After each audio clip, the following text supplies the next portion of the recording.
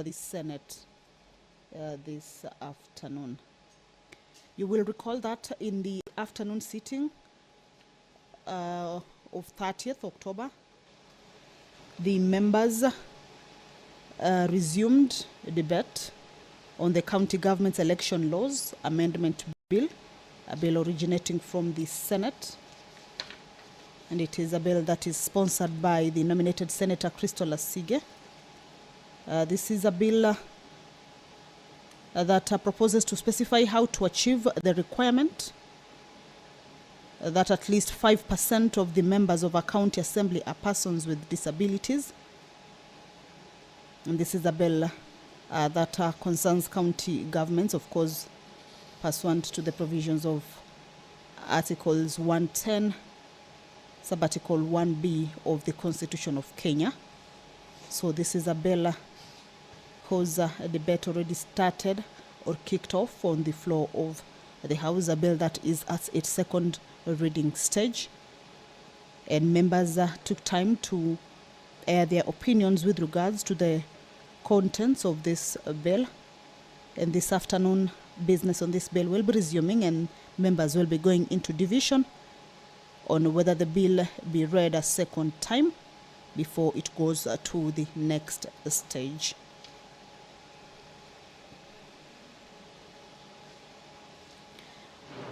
A debate on the County Public Finance Laws Amendment Bill, a bill originating from the Senate, Bill number 39 of 2023. This is a bill that is sponsored by the Honorable Senator for Meru, Katuri Murungi, who's also the Deputy Speaker of the Senate.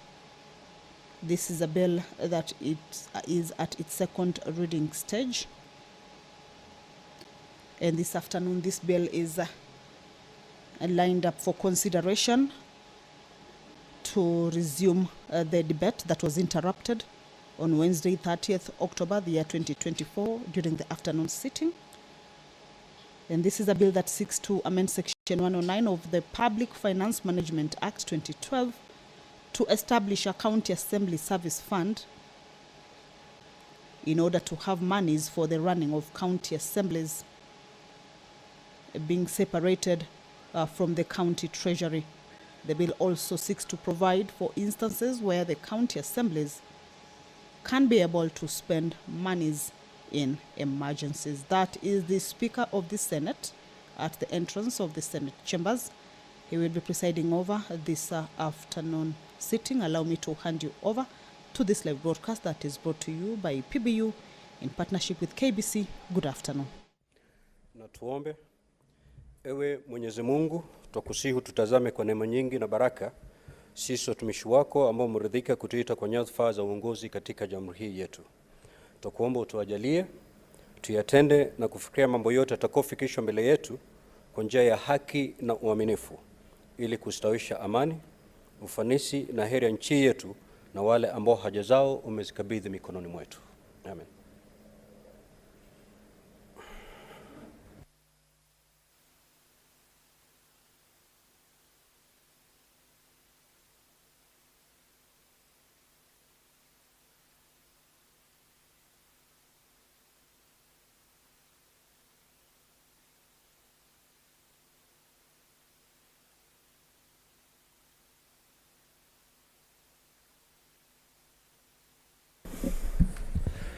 I'm informed we do have quorum now, so we'll proceed with today's business. Clerk, you may proceed to call the first order, please. Order number 1, administration of oath. Order number 2, communication from the chair. Order number 3, messages. Order number 4, petitions. Order number 5, papers. The Senate Majority Leader.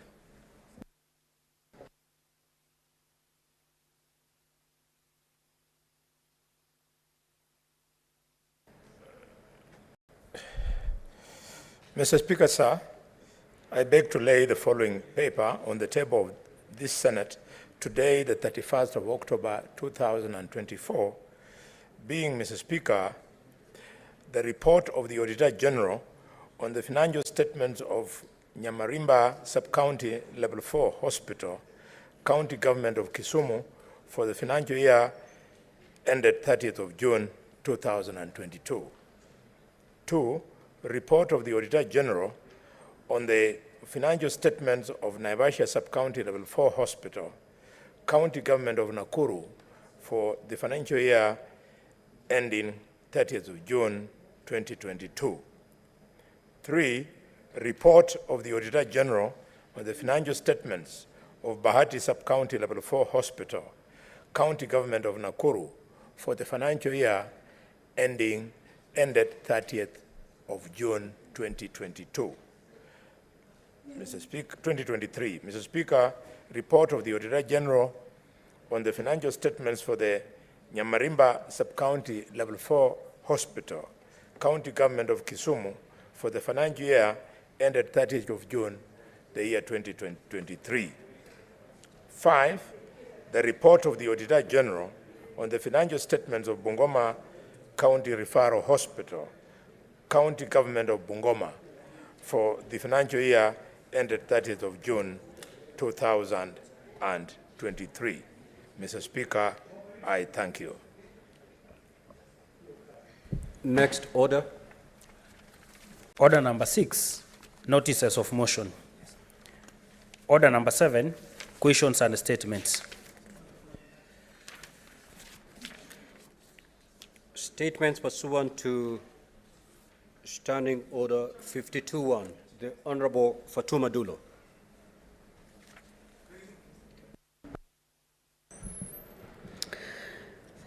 Thank you, Mr. Speaker. Mr. Speaker, this is personal statement pursuant to Standing Order 52-1, threats to my life due to my oversight function. Mr. Speaker, sir, as a senator, my constitutional responsibility is to serve the people of Isiolo County, uphold transparency and ensure accountability in all county government operations. I am constitutionally tasked with exercising oversight over county government functions to safeguard the interests of the people of Isiolo County, including ensuring prudent and responsible management of resources. Mr. Speaker, sir, this responsibility has come with significant challenges, most notably threats to my life and unwarranted interference by certain individuals within the county government, and I wish to bring the following to the attention of this House. Number 1, I have credible information that plans are underway by some individuals aiming to obstruct my access to Isiolo County.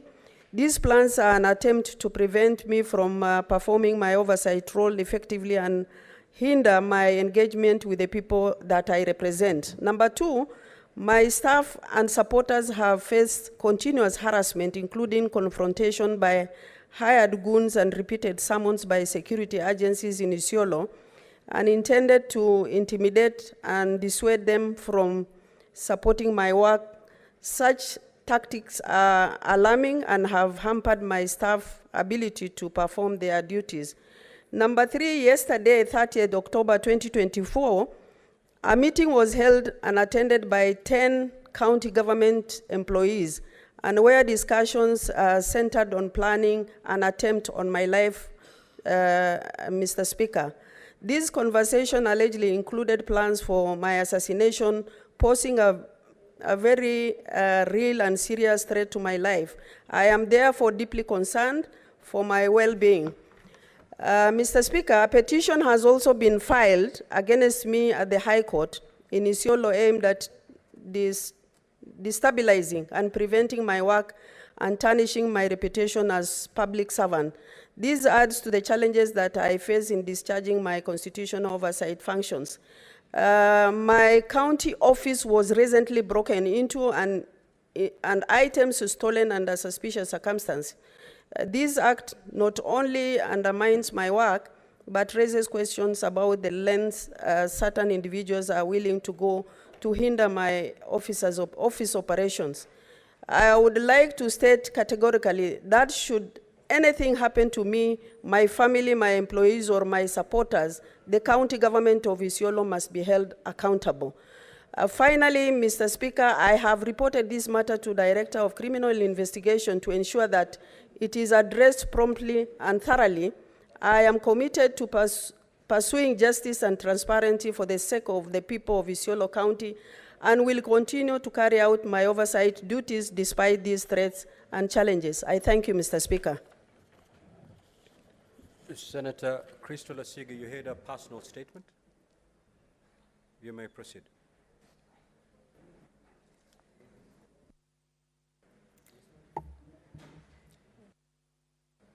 Can I use the middle? Pardon, Senator?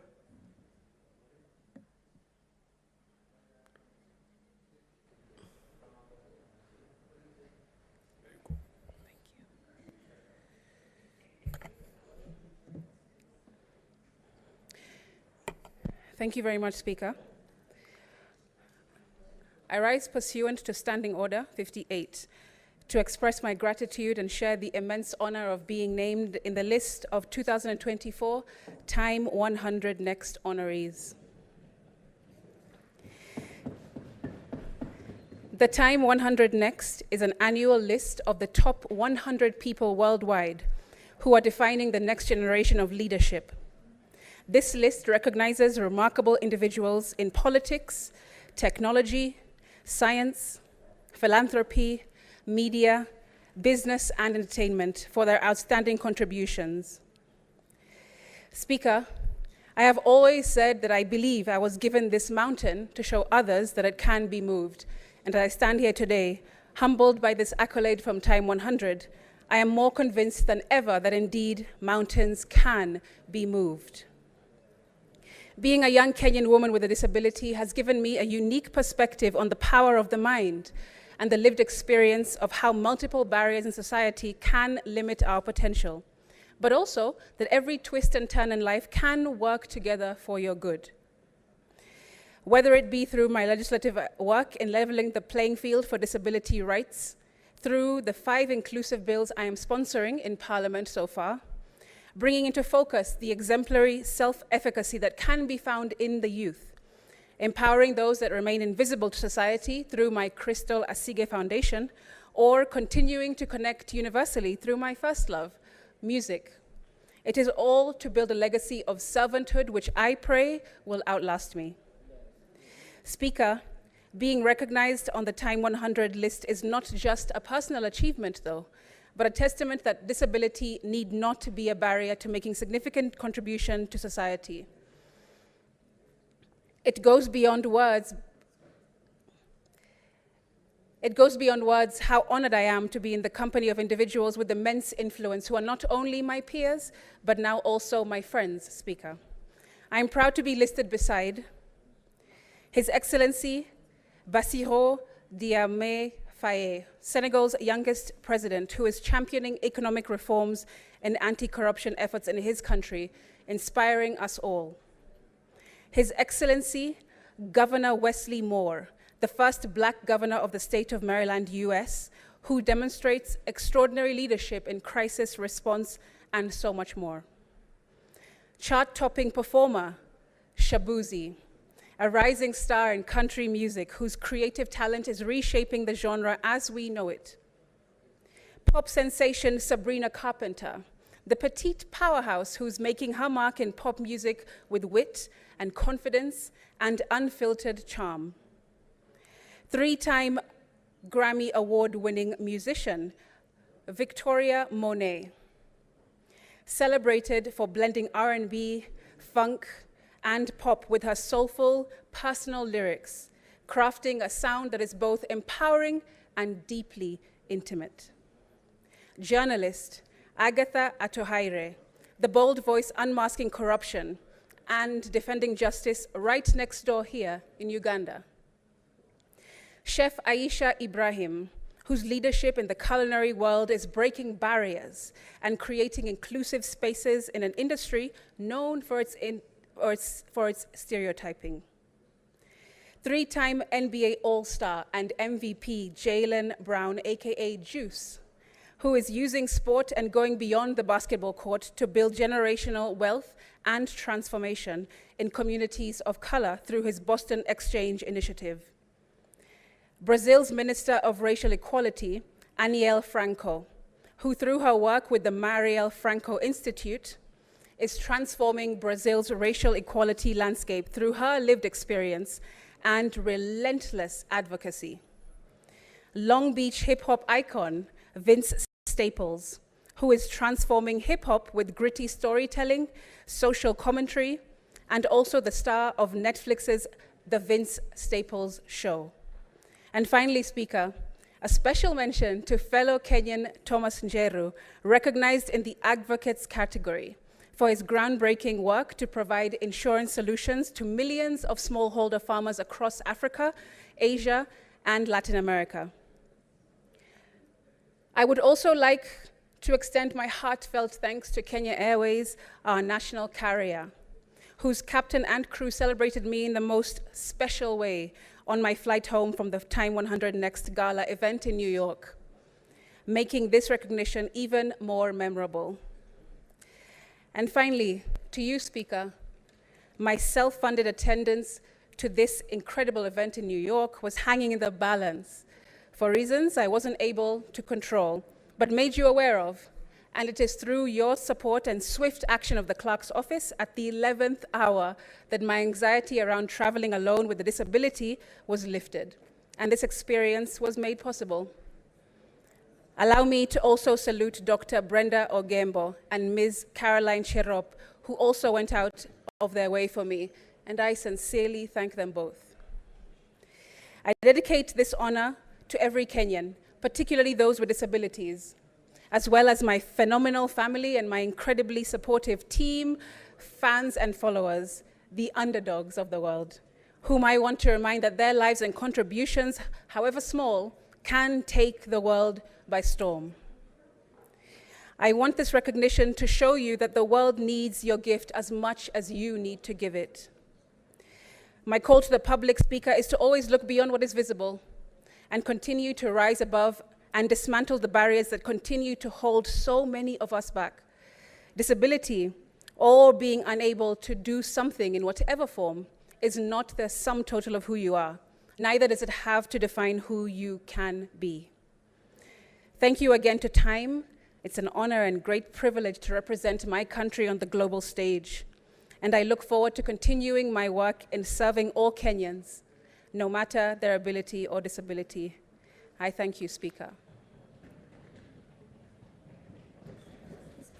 Statements pursuant to Standing Order 53-1, the Honorable Senator from Marsabit County, Senator Mohamed Chute. Thank you very much, Honorable Speaker. I have two statements to read today, with your permission.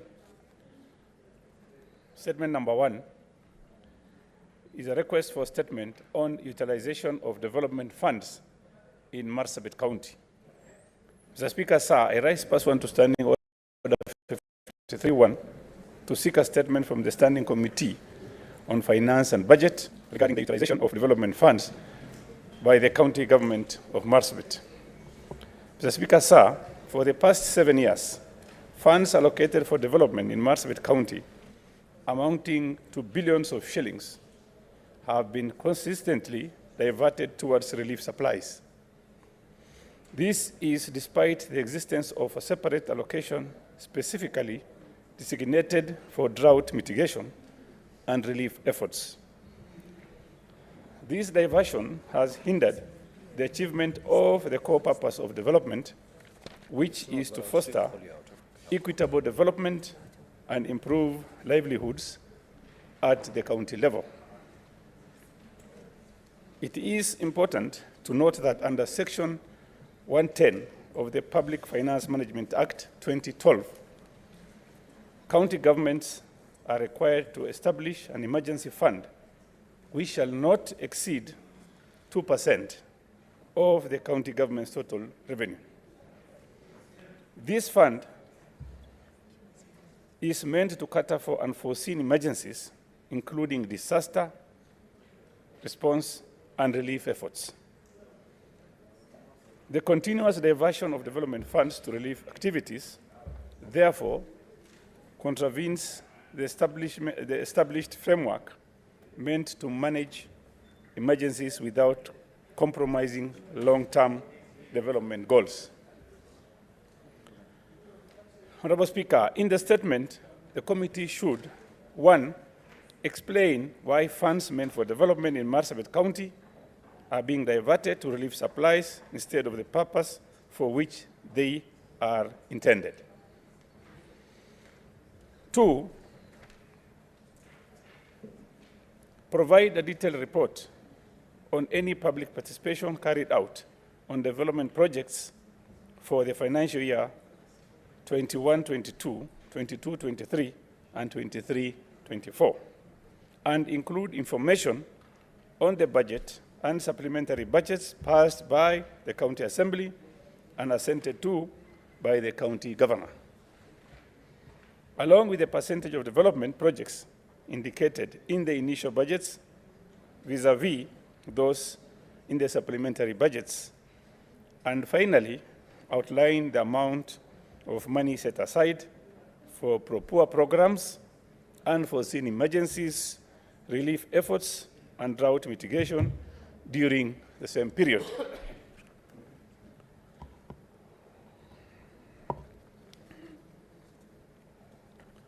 Statement number 2, Honorable Speaker, is on the state of the ongoing investigation at the Kenya National Trading Corporation, KNTC. Mr. Speaker, sir, pursuant to Standing Order 53-1, I rise to seek a statement from Justice and Legal Affairs Committee on the state of ongoing investigation at the Kenya National Trading Corporation. Mr. Speaker, sir, KNTC has lost over 6.5 billion shillings under unclear circumstances with established suspicion of fraud. This led to constitution of disciplinary committee, which has been looking into the matter and dealing with all staff involved. The Directorate of Criminal Investigation and the Ethics and Anti-Corruption Commission have also been investigating the matter for fraud and potentially other offenses. To this end, there have been dismissal of some members of staff at the KNTC, with others remaining in the office. Honorable Speaker, I am reliably informed of the ongoing tampering with evidence and process in this investigation.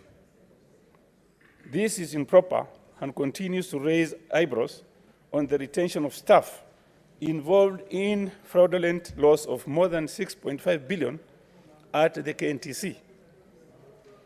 Further to this, there are 2 companies that overcharged KNTC, and upon investigation, it was established that the 2 companies had issued credit notes and are to refund KNTC.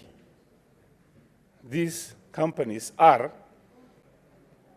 1, Multi-Commerce International Limited, which has been directed to refund 2.28 billion shillings to KNTC. Number 2, Chama Holdings Limited, which has been directed to refund 487 million to KNTC. Honorable Speaker, in the statement, committee should provide a status of ongoing investigation by the Directorate of Criminal Investigation and Ethics and Anti-Corruption Commission at the KNTC. Number 2, investigate the board resolution leading to dismissal of members of staff and retention of those who remained. 3, investigate cash withdrawals done through vouchers and checks by individuals at KNTC, and I request they submit the names and identity numbers of the said individuals. Number 4, furnish the Senate with details of how KNTC board determined the dismissal and retention of the involved members of staff.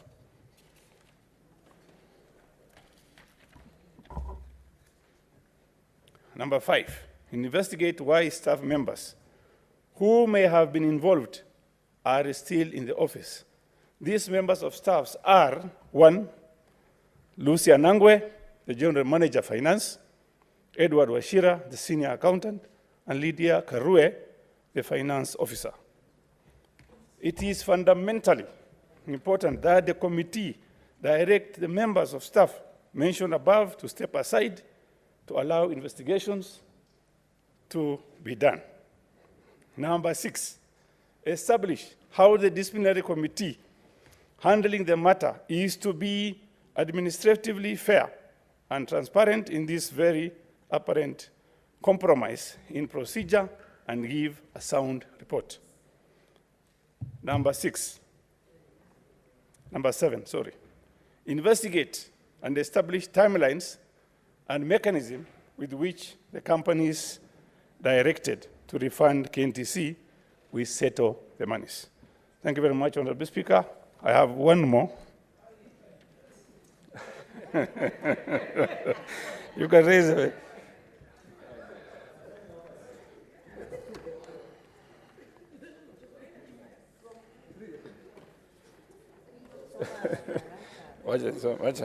Conclude, Senator Chute. Conclude. Sorry. Yeah, let me conclude. Are you done? One remaining, only one. Thank you very much, Honorable Speaker. This is the last one now. Honorable Speaker, this is a reallocation of development funds by Marsabit, Turkana, and Samburu counties.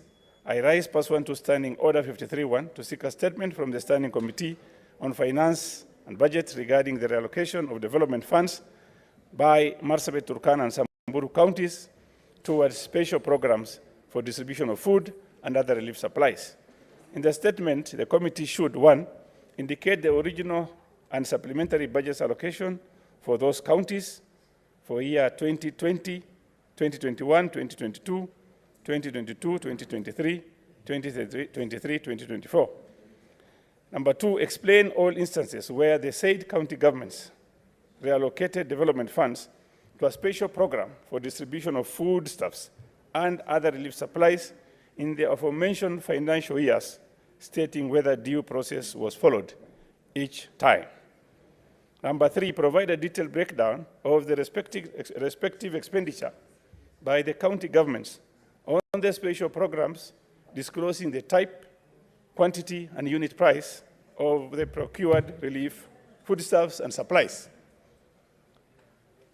Number 4, indicate whether the reliefs, foodstuffs, and supplies procured by the county governments met the required health and safety standards, and if so, table the relevant inspection reports. Finally, number 5, explain how the relief foodstuff supplies were distributed by the county governments across their respective counties, specifying the quantity distributed in each area. Thank you very much, Honorable Speaker.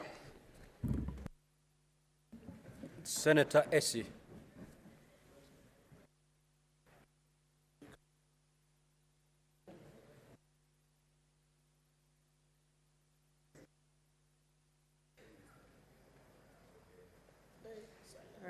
Thank you, Mr. Speaker. Request for a statement on the safety, efficiency, and side effects of polio vaccines administered in Kenya. Mr. Speaker, sir, I rise pursuant to Standing Order 53-1 to seek a statement from the Standing Committee on Health regarding the safety, efficiency, and side effects of polio vaccines administered in Kenya. In the statement, the committee should, 1, provide a detailed report on the current status of the polio vaccination campaign across the country, specifying the number of children vaccinated in each county and the particulars of the vaccines administered. 2, provide detailed information on the adverse effects, if any, of the polio vaccines administered recently by the Ministry of Health and strategies applied to ensure that vaccine safety risks are identified and quantified against potential benefits. 3, outline measures of the government is taking to prevent the emergence of preventable diseases in light of the rising vaccine hesitancy. And finally, provide relevant information regarding existing donor financing arrangements between the Ministry of Health and development partners, particularly on the provision of vaccines and other essential medical commodities. Senator Esther Okenyuri. I also have another statement I'm reading on behalf of Senator Richard Onyonka, who's been caught up in traffic. Oh, and it's a request for statement on the labor practices and Can welfare you of correct the record, Senator Essie? Correct that record. Okay, because, I can see Senator he's just Richard- walked in and he says I proceed with what I'm just doing. Thank you, Mr. Proceed, Speaker. proceed. On the labor practices and welfare of employees at Shivling Supermarkets in Kisii County. Mr. Speaker, sir, I rise pursuant to Standing Order 53-1 to seek a statement from the Standing Committee on Labor and Social Welfare regarding the labor practices and welfare of employees working for Shivling Supermarkets in Kisii County, as well as in other branches across Kenya. Mr. Speaker, sir, my office has received multiple complaints regarding ongoing harassment and mistreatment of employees at Shivling Supermarkets in Kisii Town and other locations nationwide, allegedly at the direction of the management. In the statement, the committee should, 1, provide a report on the terms of employment, remuneration, and policies that govern the general welfare of employees at Shivling Supermarkets in Kisii County and across Kenya. 2, inquire into allegations of racial discrimination and the non-remittance of statutory deductions to the National Health Insurance Fund and National Social Security Fund. 3, establish reports that employee salaries are subject to deductions for stock variances and that employees work extended hours without compensation. And finally, table the most recent audited report on wages and overtime payments made to employees of Shivling Supermarkets in Kisii County and nationwide. On behalf of Senator Richard Onyonka, thank you. Senator Kisang.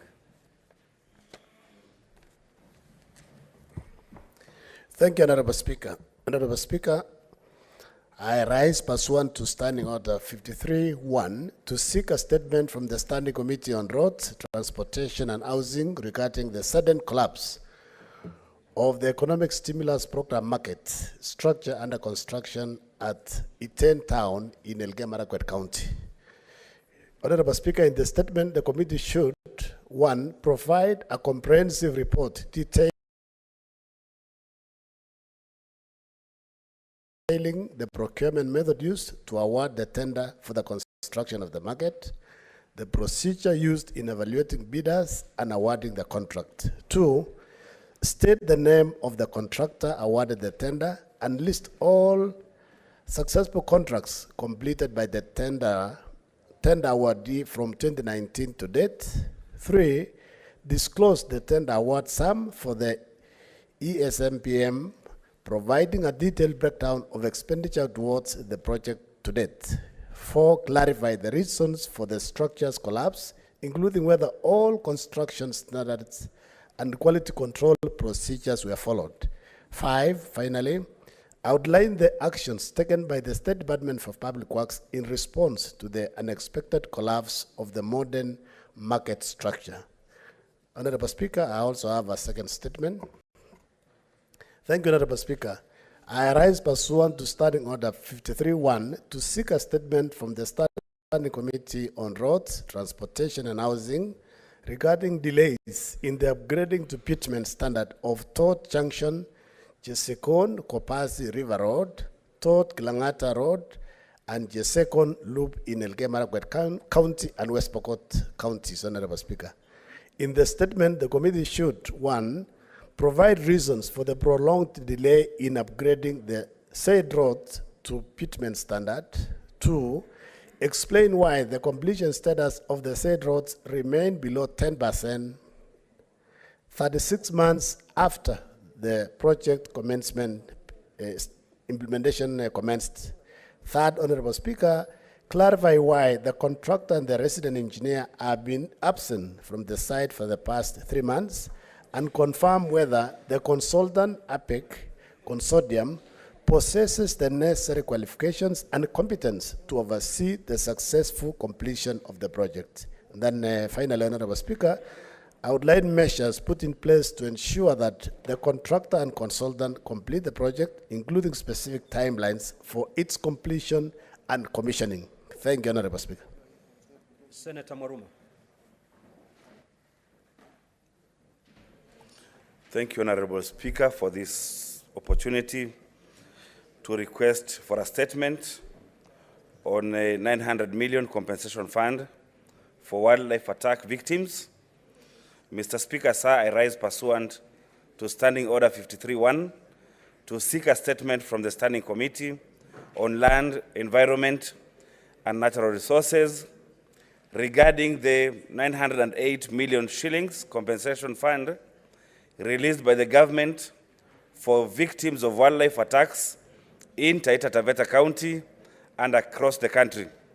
This compensation was announced on 12th July 2023 by the then Cabinet Secretary for Tourism and Wildlife, Honorable Penina Malonza, at a ceremony held in Voi, Taita Taveta County.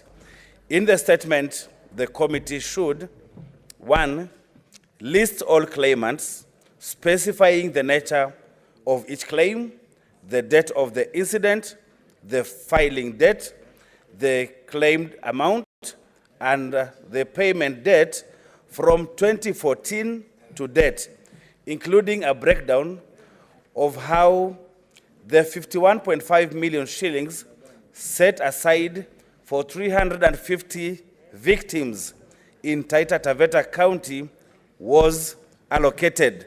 2, provide a status on all paid and unpaid claims, detailing the reasons for any unpaid claims and indicate the expected timeline for their settlement.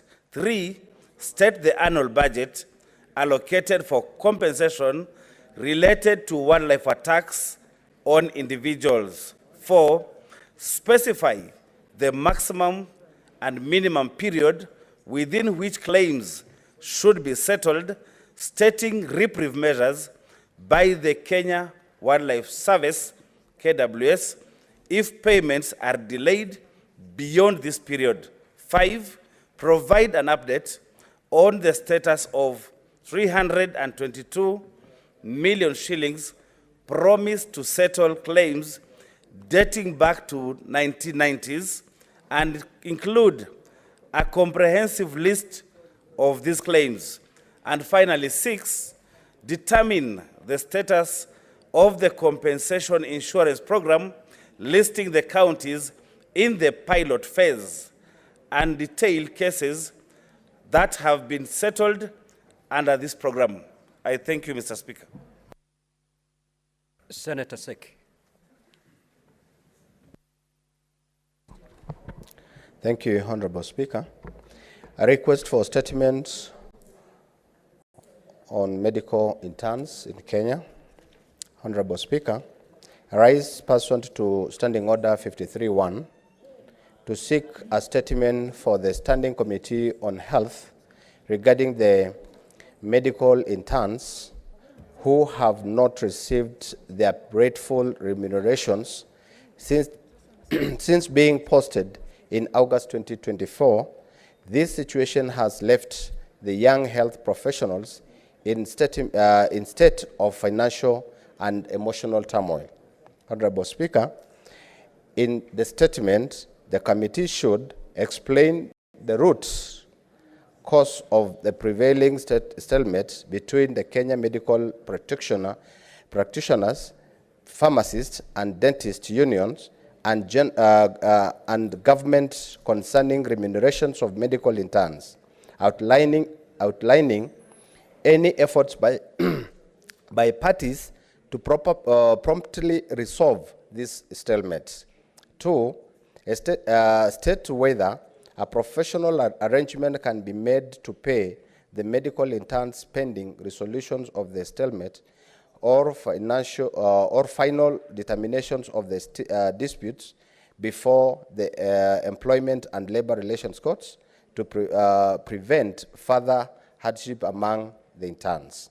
3, explain how budgetary allocations for remunerations of medical interns are determined in every financial year, outlining measures put in place to ensure the allocations are disbursed in a timely manner, and 4, outline actions taken by government to address existing gaps in current internship framework that have led to the ever-recurring delay in payment of remunerations to medical interns. Thank you, Honorable Speaker. Senator Tabitha Keroch.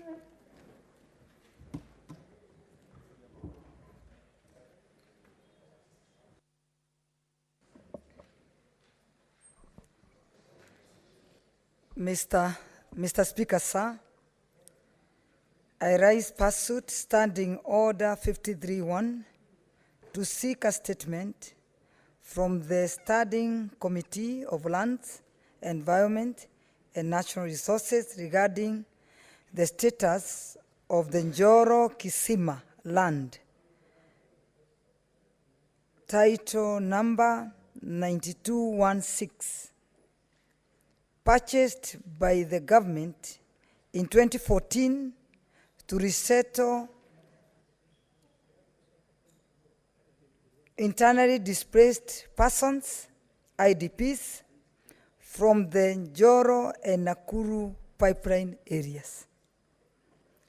In the statement, the committee should explain why the internally displaced persons, the IDPs, are still living in Nakuru pipeline camps despite the government purchasing 1,102 acres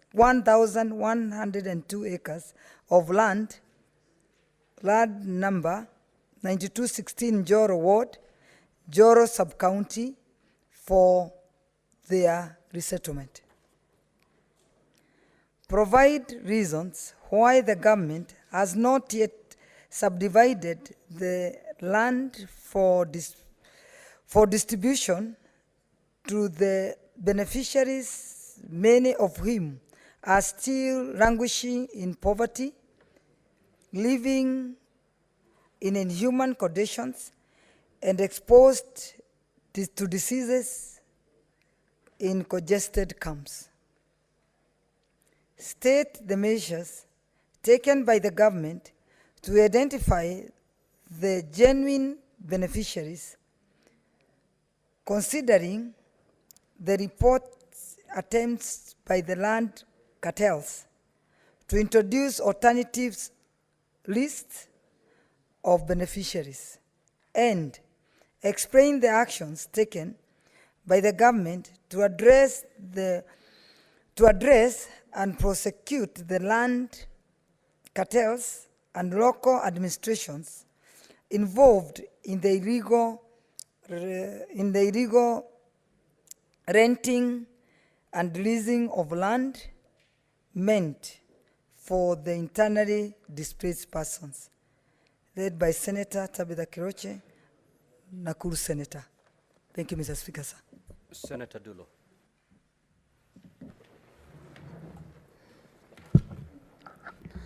Thank you, Mr. Speaker. I rise pursuant to Standing Order 53-1 to seek a statement from the Standing Committee on Finance and Budget regarding alleged misappropriation of funds in Isiolo County. In the statement, the committee should investigate and table a report on the integrated payroll, IPPD, and provide the list of staffers, both permanent and casual, as captured in the IPPD system, indicating their terms of engagement when they were recruited and when their details were captured in the system. 2, establish the resources allocated towards payment of staffers, both permanent and casual, vis-a-vis allocation to overall county budget for the past 3 years. 3, investigate and report on the allegation that there are discrepancies in the remuneration of the staffers, hence to the county government is losing unsurmountable monies and interventions in place to hold those culpable to account. 4, investigate the allegation that the county government of Isiolo is losing millions of shillings as a result of having ghost workers on the payroll. 5, provide detailed information to ascertain the circumstances under which the county executive continues to pay salaries using manual processes instead of the recognized verified IPPD system, hence misappropriating funds. 6, state what measures the Isiolo Public Service Board has put in place to ensure proper checks and control in terms of ensuring IPPD data. Staff, medical insurance, and payroll management are free from manipulation and adhere to the law. I have one last one, if you can allow me, Mr. Speaker. Proceed, Honorable Senator. I rise pursuant to Standing Order 53-1 to seek a statement from the Standing Committee on Education regarding the allocation of bursary funds by Isiolo County Government. In the statement, state the criteria for selecting and qualifying applicants for the bursary, including how Isiolo County prioritize applicants and ensure transparent and fair process. Provide the details of the total bursary funds allocated by the county government for the financial year 2022, 23, 24, 23, 22, 23, 24, and 24, 25. 3, explain the criteria used to allocate bursaries and whether the county government has a mechanism in place to ensure that the children from poor background benefit from the same. 4, provide how bursary is allocated from grassroots up to the county level. And finally, table the list of bursary beneficiaries for the financial year 22, 23, 23, 24, and 24, 25. I thank you, Mr. Speaker. Senator Eddie Okech.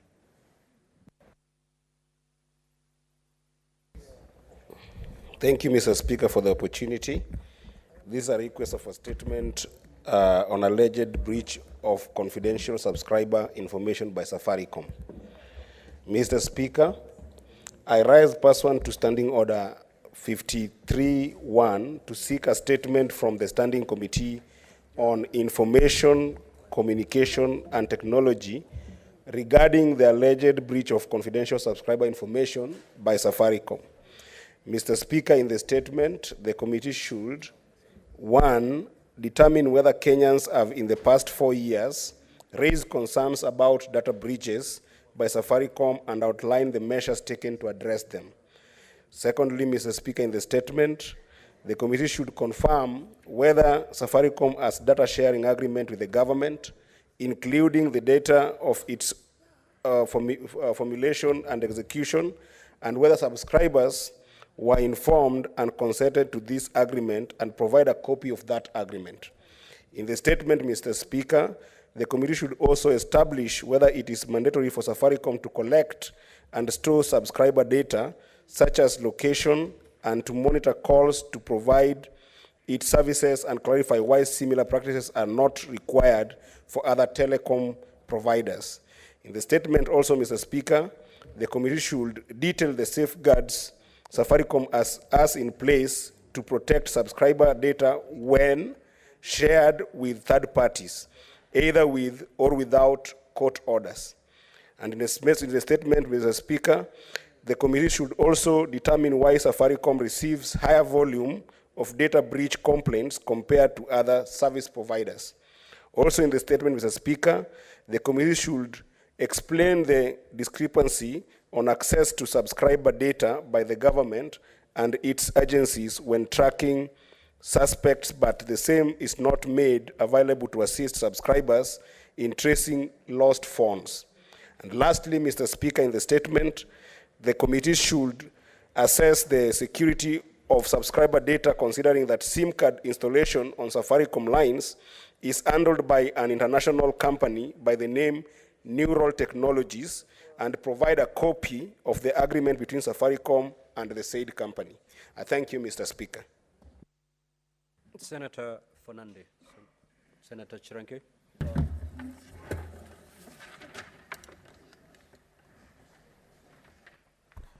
Thank you, Mr. Speaker. Sir, request for statement on the passage of deliberately incurred demurrage costs to consumers of petroleum products. Mr. Speaker, sir, I rise pursuant to Standing Order 53-1 to seek a statement from the Standing Committee of Energy regarding the passage of deliberately incurred demurrage costs to consumers of petroleum products.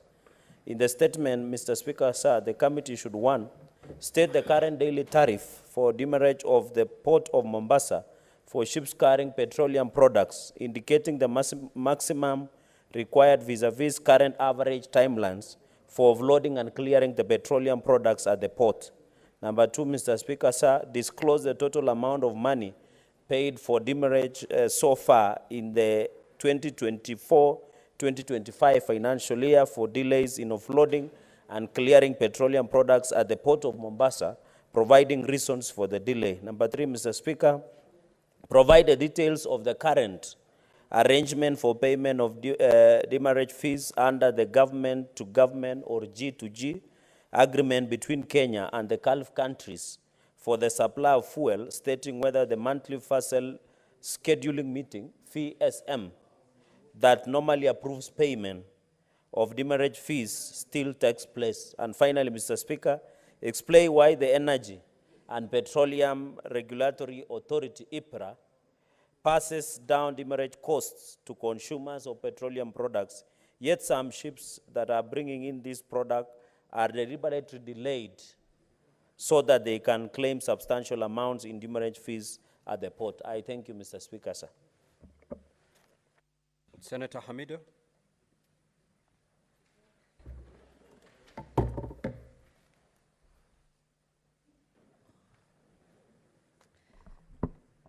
Thank you, Mr. Speaker, and on behalf of my colleague, Senator Hamida, I read her statement on the increase in bizarre abductions and murders.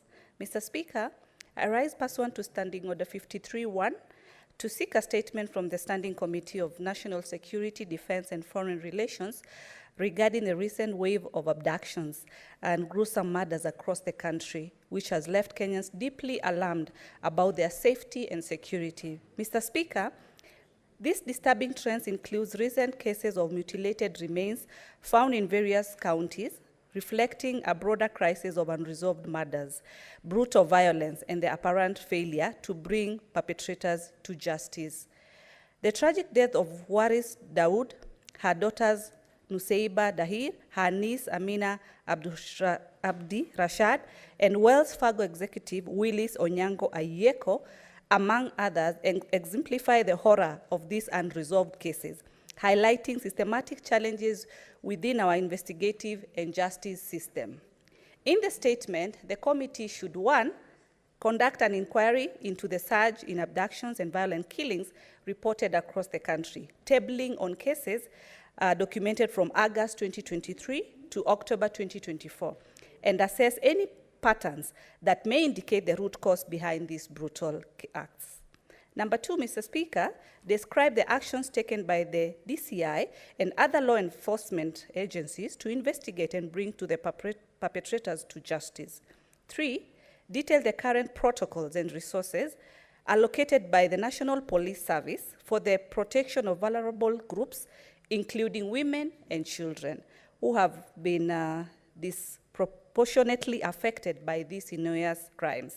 4, Mr. Speaker, outline the role of the Independent Policing Oversight Authority, IPOA, and the National Police Service Commission in ensuring transparency and accountability in the handling of murder cases, and state the steps taken to strengthen these bodies to address rising public concerns about the justice and system. And lastly, Mr. Speaker, recommend additional measures for the establishment of a fully functional coroner's office to improve forensic investigations, provide transparency, and enhance accountability in addressing unexplained deaths and disappearances. This is for Senator Hamida Kibwana. Senator Sige Okile.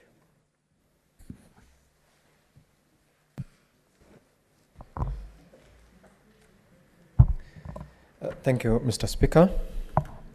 Request for statement on the contract status of engagement and remuneration of administrators, village councils, and program officers. Mr. Speaker, sir, I rise pursuant to the provisions of Standing Order 53-1 to seek a statement from the Standing Committee on Devolution and Intergovernmental Relations regarding various issues pertaining to administrators and village councils. Mr. Speaker, sir, cognizant of the roles of administrators and village councils as set out by the County Governments Act number 17 of 2012, section 50, 51, 52, and 53 to coordinate, manage, and supervise the general administrative functions such as service delivery, provision, and maintenance of infrastructure and facilities of public service, among others, acknowledging that Article 174D and the fourth schedule, part 214 of the Constitution of Kenya 2010 recognizes the right of communities to manage their own affairs and to further their development as one of the key objects of devolution, where counties are to ensure and coordinate the participation of communities in governance at the local level, appreciating that the sovereign power belongs to the people and exercised at both levels of government, developing an administrative capacity for effective governance at the local level is a fundamental role assigned to the administrators and the village councils, and aware that contracts of the majority of the county administrators lapsed early this year, 2024, and that those of village councils are still active, their interdependence notwithstanding. Mr. Speaker, saw that the program officers were recruited on permanent and pensionable terms to serve in all the wards and sub-counties, respectively, in the county government of Bomet. Mr. Speaker, I seek the following information from the relevant committee. 1, to provide copies of advertisements declaring and inviting applications for the positions of sub-ward administrators between the years 2020 and 2024 in the county government of Bomet, provide the schedule of all sub-ward administrators recruited to date and their respective sub-ward units, attach copies of their appointment letters where applicable. 3, provide payroll schedule for the above appointees for their entire contract term. The payroll, Mr. Speaker, should indicate the net pay, statutory deductions, and proof of their remittances. 4, confirm whether the county government of Bomet is considering the renewal of their contracts, and if yes, what has occasioned its delay? If no, who coordinates county government functions at the sub-ward level and sub-county? 5, give the rationale behind utilization of administrators whose contracts ended and how they are compensated for such engagements. 6, give reasons why some pay slips are running to the year 2025, contrary to the appointment letters of such support administrators. 7, provide a schedule of active or inactive, whether acting or substantive sub-ward administrators, ward administrators, and sub-county administrators. 8, provide the updated schedule of sub-ward administrative units in the county government of Bomet. 9, Mr. Speaker, provide the impressed warrants and payment vouchers for the ward and sub-county administrators for the financial year 2022-2023 and the financial year 2023-2024. 10, list the measures instituted by the county government of Bomet to ensure that every administrative unit has an active administrator for the coordination, management, and supervision of county functions after the expiry of the administrator's contracts. 11, confirm that the county's failure to operationalize and optimize the lowest administrative units has not only denied the people of Bomet their rights to participate in development, access, and enjoyment of their respective devolved services. 12, provide the advertisements inviting applications for the positions of village council members, schedule of all the village council members in the county government of Bomet, and attach copies of their appointment letters. 13, give justifiable reasons why they have not been paid their allowances for the last 20 months despite budgetary allocations. 14, provide a copy of advertisement inviting applications for the positions of program officers and expound on the distinctions of their role from those of administrators. 15, provide their schemes of service and respective qualifications. And lastly, Mr. Speaker, 16, appraise how their appraisal and justification for their engagement on permanent and pensionable terms in their positions. I thank you, Mr. Speaker. Senator Keroche Tabitha.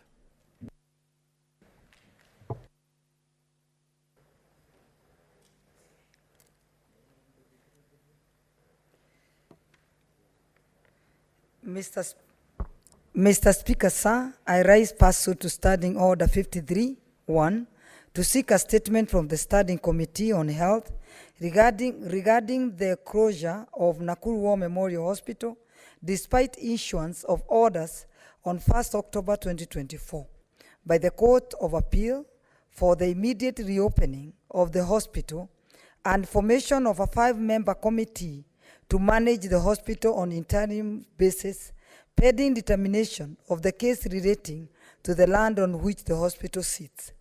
In the statement, the committee should explain why the county secretary for the Nakuru County government was included in the composition of the 5-member interim management committee of the hospital, despite his previous effort to frustrate and prevent investor through threatening phone calls to the hospital matron and by sending criminal goons to prevent patients from being admitted in the hospital, in total disregard of existing court orders.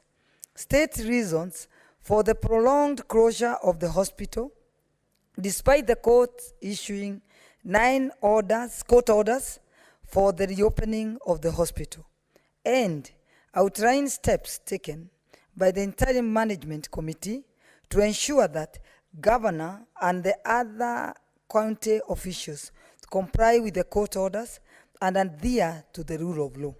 Defying a court order is a very serious crime which is punishable by a fine of 200,000 and imprisonment of 6 months or both. Thank you, Mr. Speaker, sir. Read by Senator Tabitha Kiroche, Senator Nakuru County. Chairperson, Standing Committee on National Security and Foreign Relations.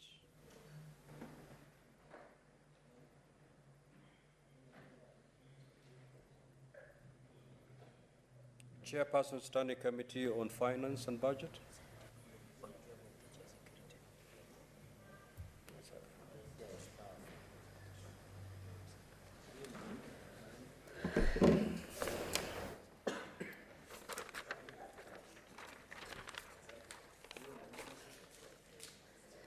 Thank you, Mr. Speaker.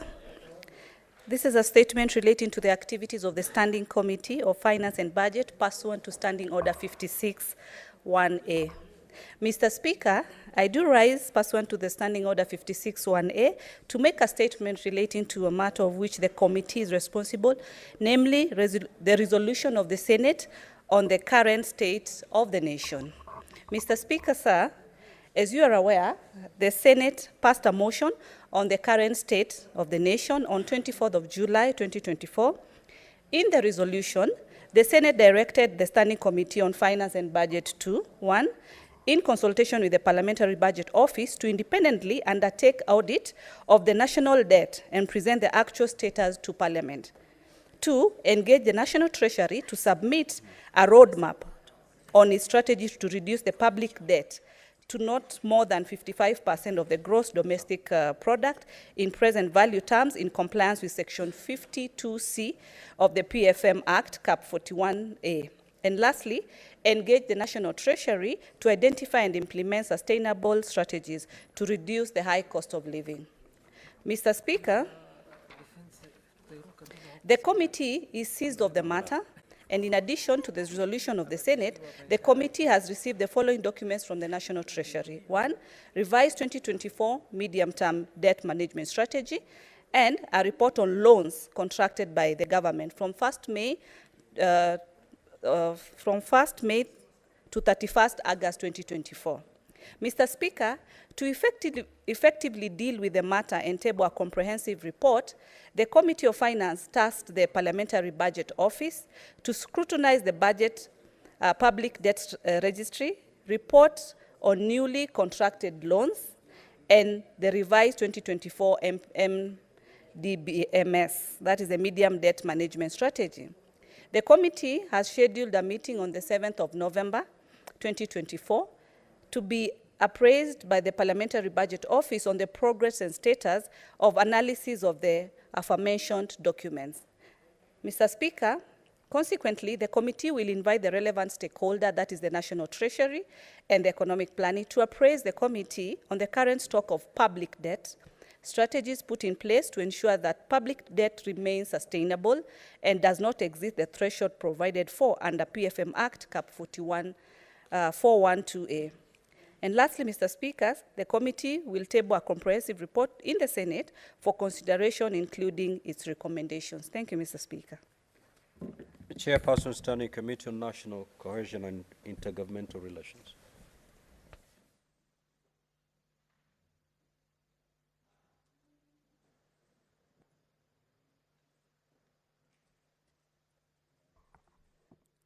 Yeah, thank you very much, Honorable Speaker.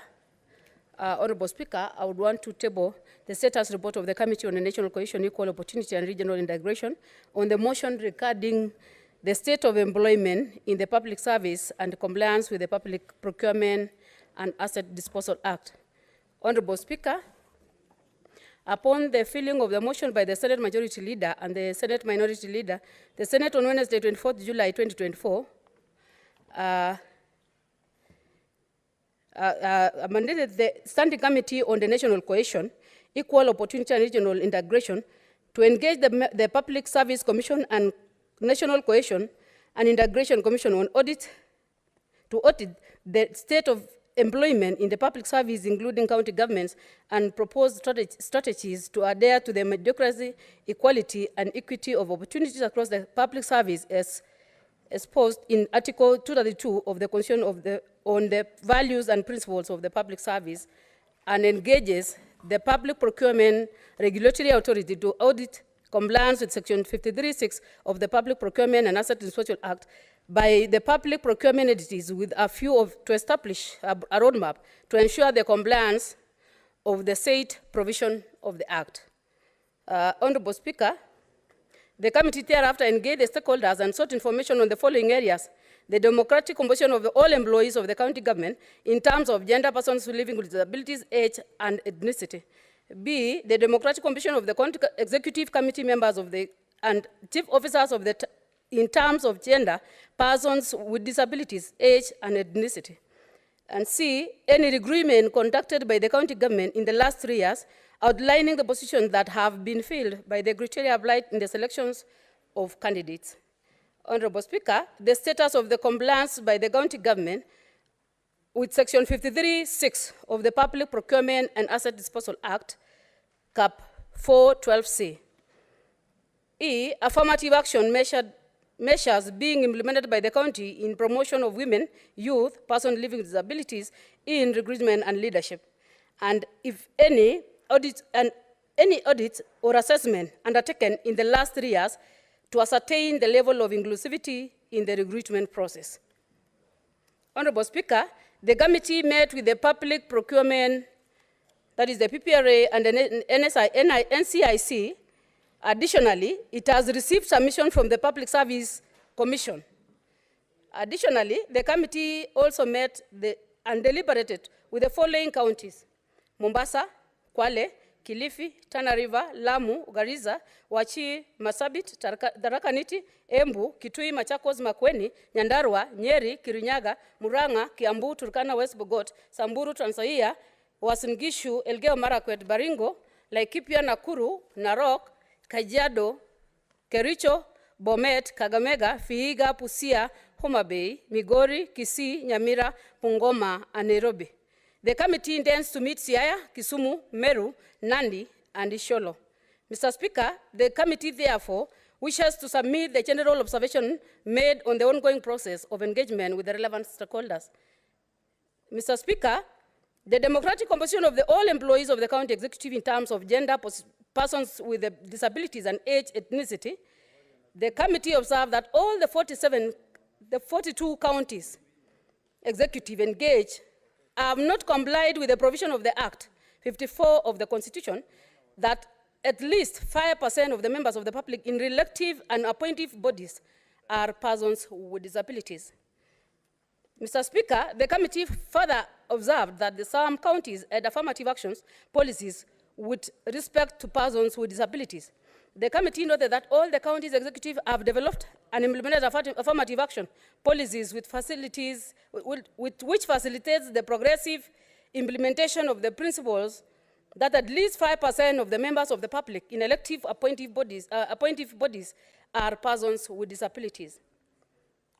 On 8, the committee observed that most of the engaged county executive have staff comprising of youth.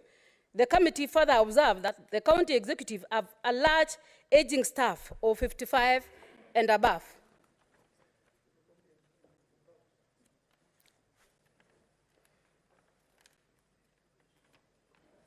Honorable Speaker, the committee further noted the need for the most of counties executive to develop and implement affirmative action programs such as succession planning as part of their human resource policy to ensure that the youth access employment in line with Article 55C of the Constitution. In terms of ethnicity, the committee observed the majority of the county executive have more than a third of its staff from dominant ethnic community in the county. The committee observed that some county executive justified having more than 1/3 of their staff from the same ethnic community by considering sub-tribes within the Kalenjin, Somali, Michikenda communities as distinct groups. Notably, governors acknowledged the political consideration influenced by hiring decisions, particularly for senior of staff positions.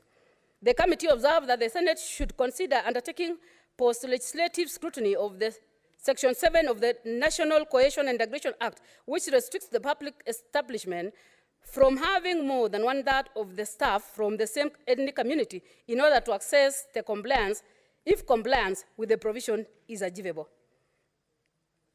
Honorable Speaker, in the democratic composition of the County Executive Committee members and chief officers in terms of gender, persons with disabilities, age, and ethnicity, the committee observed some county executive had employed persons with disabilities as county executive committee members and staff and chief officers. Honorable Speaker, the committee observed the need for all the county executive to consider the appointment of persons with disabilities as county executive members and chief officers without undue reliance on their fair competition or merit in line with Section 10 of the Public Service Values and Principles Act.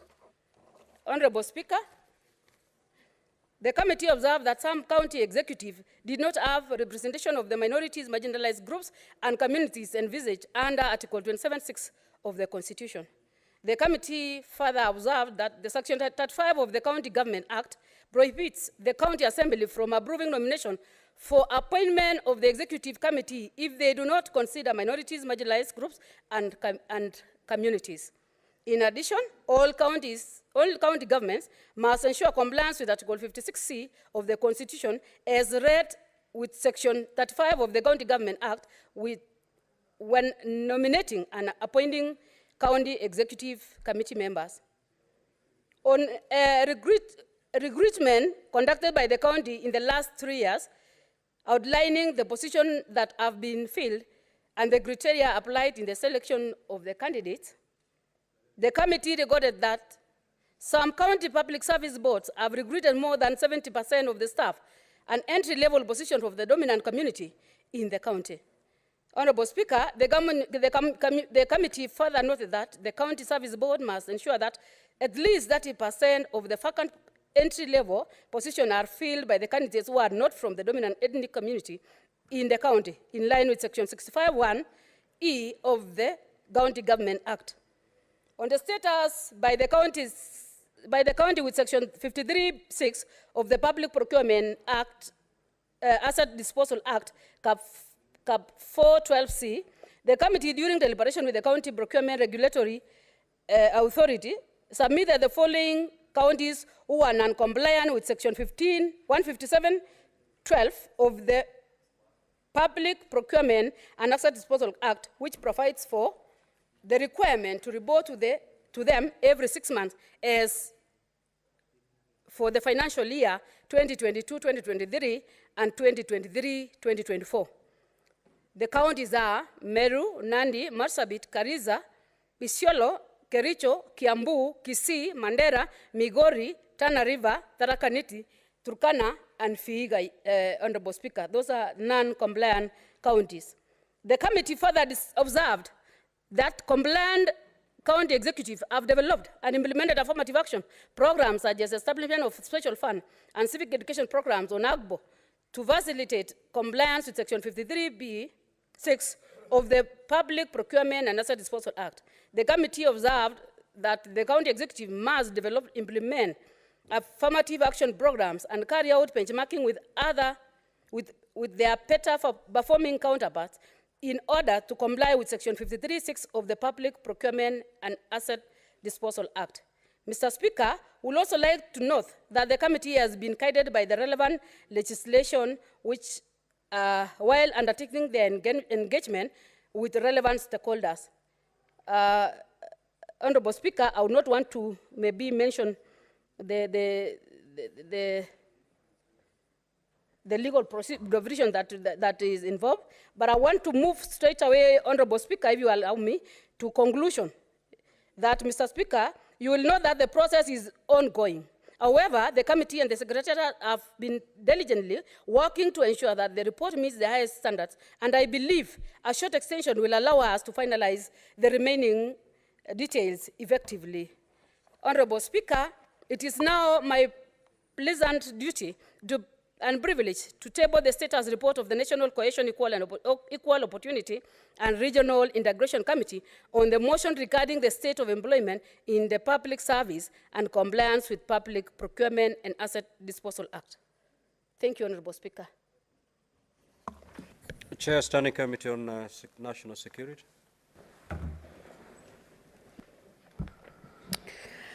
Thank you, Mr. Speaker. I rise pursuant to Standing Order 56(1) of the Senate Standing Orders to make a statement on the status of implementation of the Senate resolution by government departments, agencies, commission, and independent offices concerning the issues under the mandate of the Standing Committee on National Security, Defense, and Foreign Relations as directed in the motion on the State of the Nation. 2, at the sitting of the Senate held on Wednesday, 24th July 2024, a motion on the State of the Nation was passed by the House. The Senate directed the Standing Committee on National Security, Defense, and Foreign Relations to engage with the National Police Service on matters of security and standard operating procedures for handling demonstration. Engage the government to compensate all persons whose property, both movable and immovable, were damaged or lost due to the demonstration. 3, engage the National Police Service to fast-track issuance compensation to police officers who either lost their lives or suffered injuries as a result of the demonstration. And finally, engage the Directorate of CID to have investigation undertaken to ascertain the identity of persons or organizations funding and coordinating the protests and demonstrations in the county. 3, consequently, the committee resolved to invite the following stakeholders, deliberate the issues raised by the Senate, the Cabinet Secretary for Interior and National Administration, and the Inspector General National Police Service to deliberate over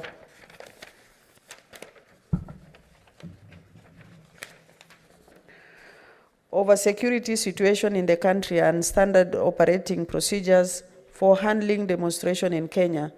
The chairperson of the committee on fast-tracking the insurance compensation to police officers who either lost their lives or were injured during the demonstration. The Director, Occupational Safety and Health Services on the status of claims filed by the injured police officers as a result of demonstration. The Attorney General to discuss the issue of compensation for the damage of property or loss of lives occasioned to the people as a result of demonstration. Finally, the Director, Criminal Investigation Department on the investigation currently being undertaken to uncover the entities currently funding protests in Kenya. Honorable Speaker, the committee met with the National Police Service Commission and the Director of Occupational Safety and Health Services on Thursday, 24th October 2024, to address the respective matters as raised in the motion. During the deliberation, the committee resolved to adjourn the meeting and reschedule to 4th November 2024 to allow the stakeholders prepare adequately on their submissions for extensive engagement and meaningful deliberation. The committee further resolved to extend invitation to the Social Health Authority and the Insurance Regulatory Authority to provide more insights on the issues that may arise out of the engagement with regard to the insurance cover. Honorable Speaker, the committee also considered the submission from the Cabinet Secretary, Ministry of Interior, on Tuesday, 29th October 2024, and resolved that the Cabinet Secretary provides a conclusive report on all counties affected and the number of civilians that were injured or lost lives during the protest. In addition, the committee also resolved to write to the Kenya National Commission on Human Rights to appear before the committee on the number of Kenyans who were injured, killed, or reported missing as a result of the protest. Mr. Speaker, the committee looks forward to meet and receive submissions from the following stakeholders before concluding on tabling the report: National Police Commission, Director of Occupational Safety and Health Services, Social Health Authority, Insurance Regulatory Authority, Directorate of Criminal Investigation, the Office of the Attorney General, and finally, Kenya National Commission on Human Rights. As I conclude, I wish to thank the Office of the Speaker and the Clerk of the Senate for their steadfast support that they have accorded this committee, as well as the members of the committee for their utmost dedication and commitment to the duty. Thank you. Chairperson Jaylak.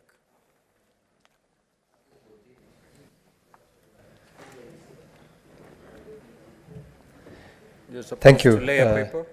Sorry, Mr. Speaker? You're supposed to lay a paper? Yes, Mr. Speaker. Proceed. Yes. Thank you very much, Honorable Speaker. I beg to table the report of the Standing Committee on Justice, Legal Affairs and Human Rights on its consideration of the Constitution of Kenya Amendment number 2, Bill, Senate Bills number 46 of 2024.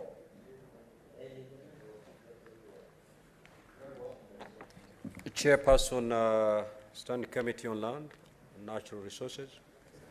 Senator Boni, proceed to table that paper.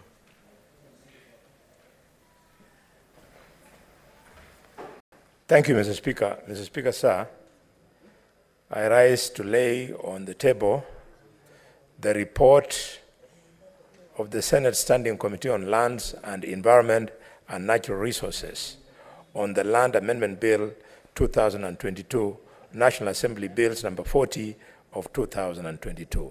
I thank you.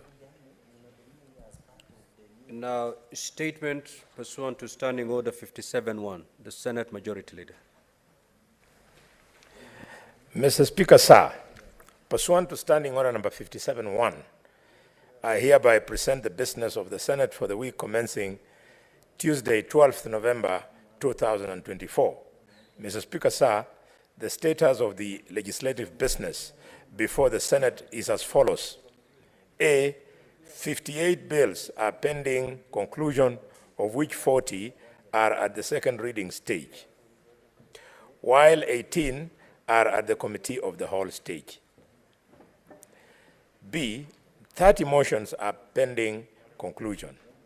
C, 25 petitions are pending conclusion before standing committees, out of which 19 are due for reporting by the respective standing committees, and D, 430 statements pursuant to Standing Order number 53-1.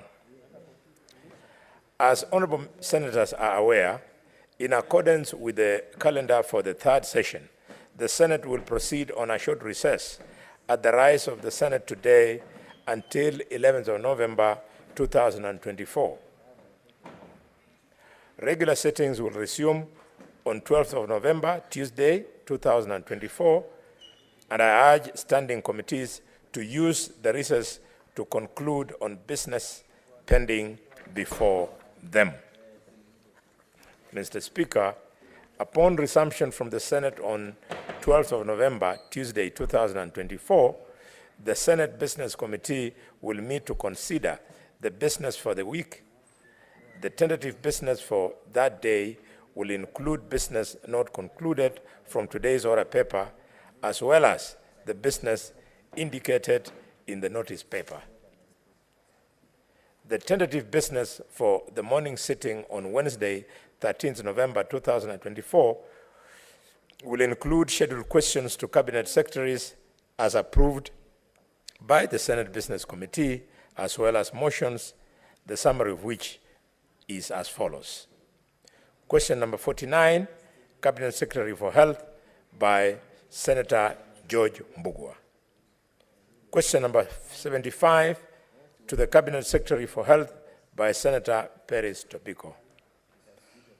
Question number 76, to the Cabinet Secretary for Health by Senator Jackson Mandako. Question number 86, to the Cabinet Secretary for Health by Senator Agnes Kavindo. Question number 87, to the Cabinet Secretary for Health by Senator Joyce Korir. Question number 89, to the Cabinet Secretary for Tourism and Wildlife by Senator Julius Murgor. Question number 91, to the Cabinet Secretary for East African Community and Assaults and Regional Development by Senator Julius Murgor. Question number 105, to the Cabinet Secretary for Health by Senator Hamida Kibwana. Question number 116, to the Cabinet Secretary for Health by Senator Catherine Muma. Question number 117, to the Cabinet Secretary for Health by Senator Professor Tom Ojienda. And question number 121, to the Cabinet Secretary for Health by Senator Professor Tom Ojienda. Mr. Speaker, sir, the sixth one is the business for the afternoon sitting on Wednesday, 13th November 2024, which will include business not completed in the order paper for the previous day of 12th of November 2024. And also, it will include the following bills. A, bills that are at the committee of the whole stage, namely the Street Vendors Protection of Livelihood Bill, Senate Bills number 41 of 2023, the Local Content Bill, Senate Bills number 50 of 2023, the Early Childhood Education Amendment Bill, Senate Bills number 54 of 2023, the Land Amendment Bill, National Assembly Bills number 40 of 2022, the National Disaster Risk Management Bill, National Assembly Bills number 24 of 2023, and the Cooperative Societies Amendment Bill, Senate Bills number 53 of 2023. Also, there will be bills that are currently at the second reading stage.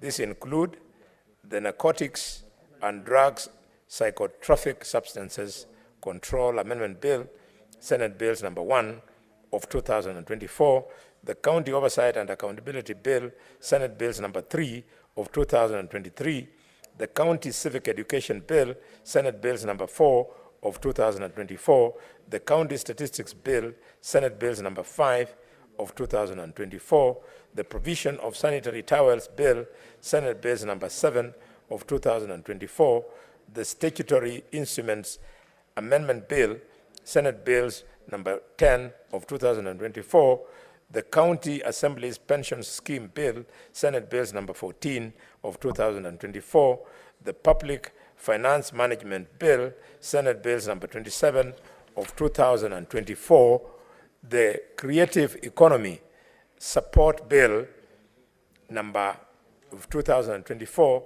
the Livestock Protection and Settlement Bill, the Sports Amendment Bill, the County Government's State Officers Removal from Office Procedures Bill, the County Government's Amendment Bill, the County Library Services Bill, the Labor Migration and Management Bill, the Sports Amendment Bill, and also, Mr. Speaker, The business will include several motions as follows.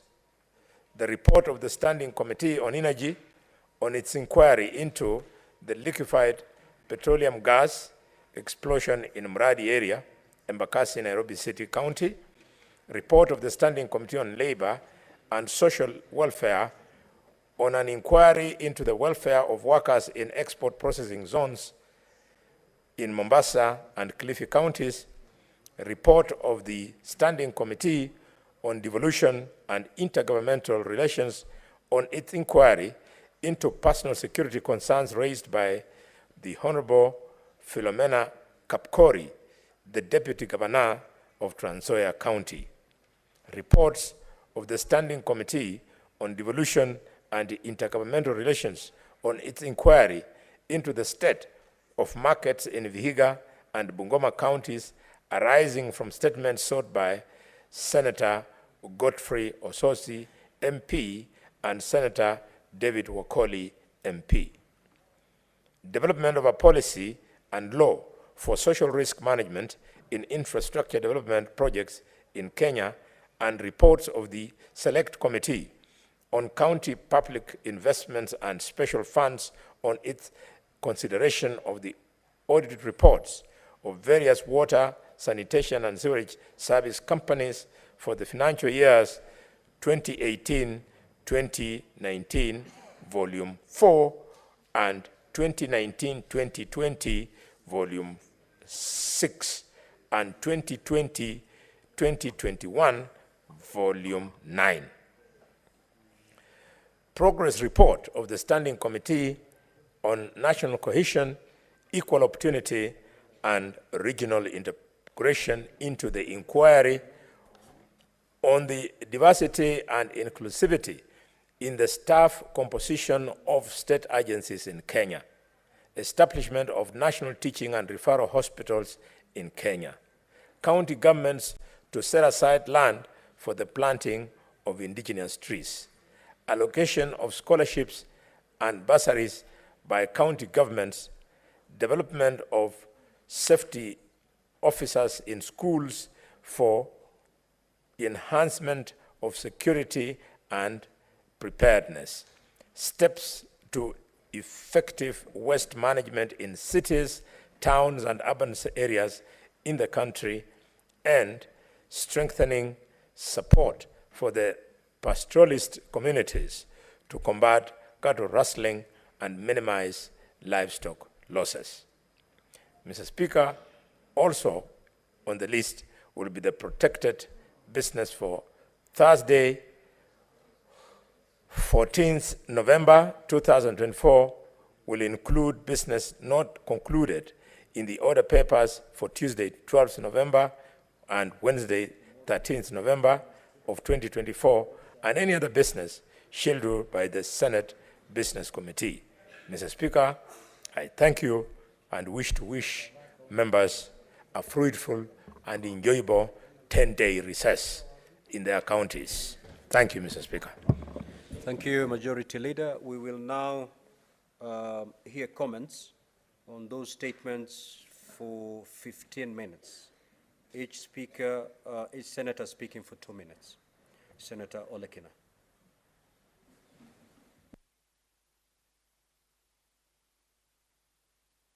Thank you, Mr. Speaker. Mr. Speaker, let me begin by appreciating the work of my colleagues in bringing into their attention very pertinent matters that requires attention.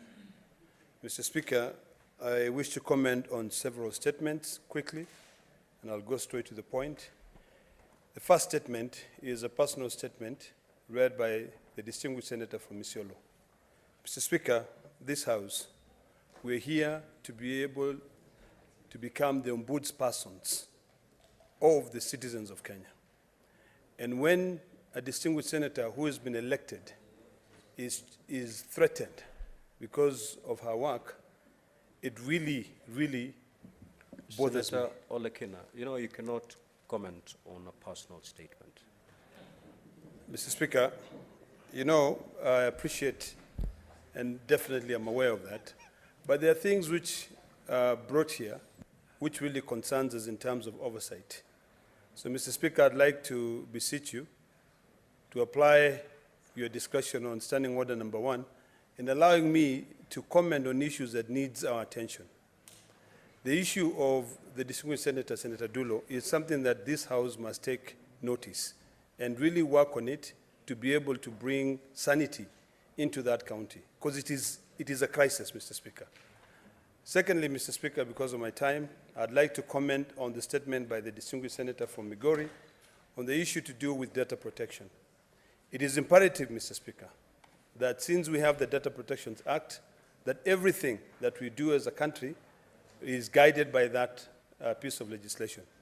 One of my biggest problems, Mr. Speaker, is that every time if you go in and change your SIM card, it is quite clear that Safaricom will tell you that we use your data or we receive your data when you're changing your SIM card, when you're doing registration.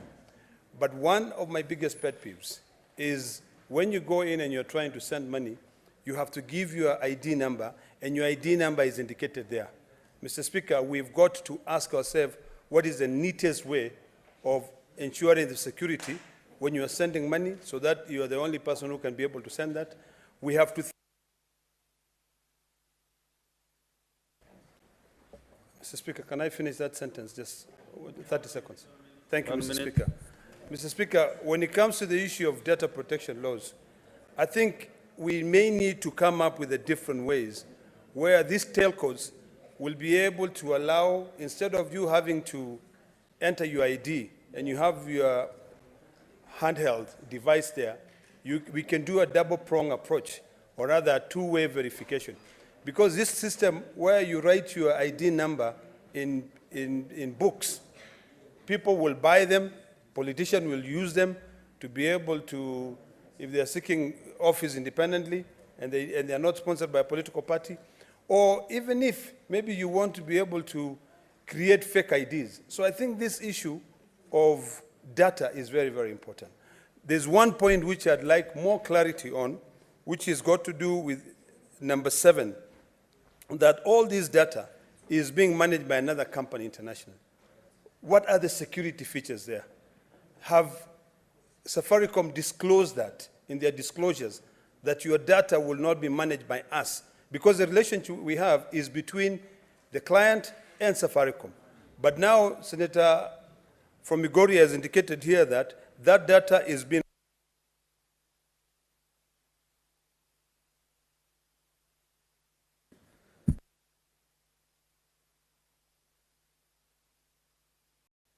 the senators queuing to make comments are not here. Senator Chalge.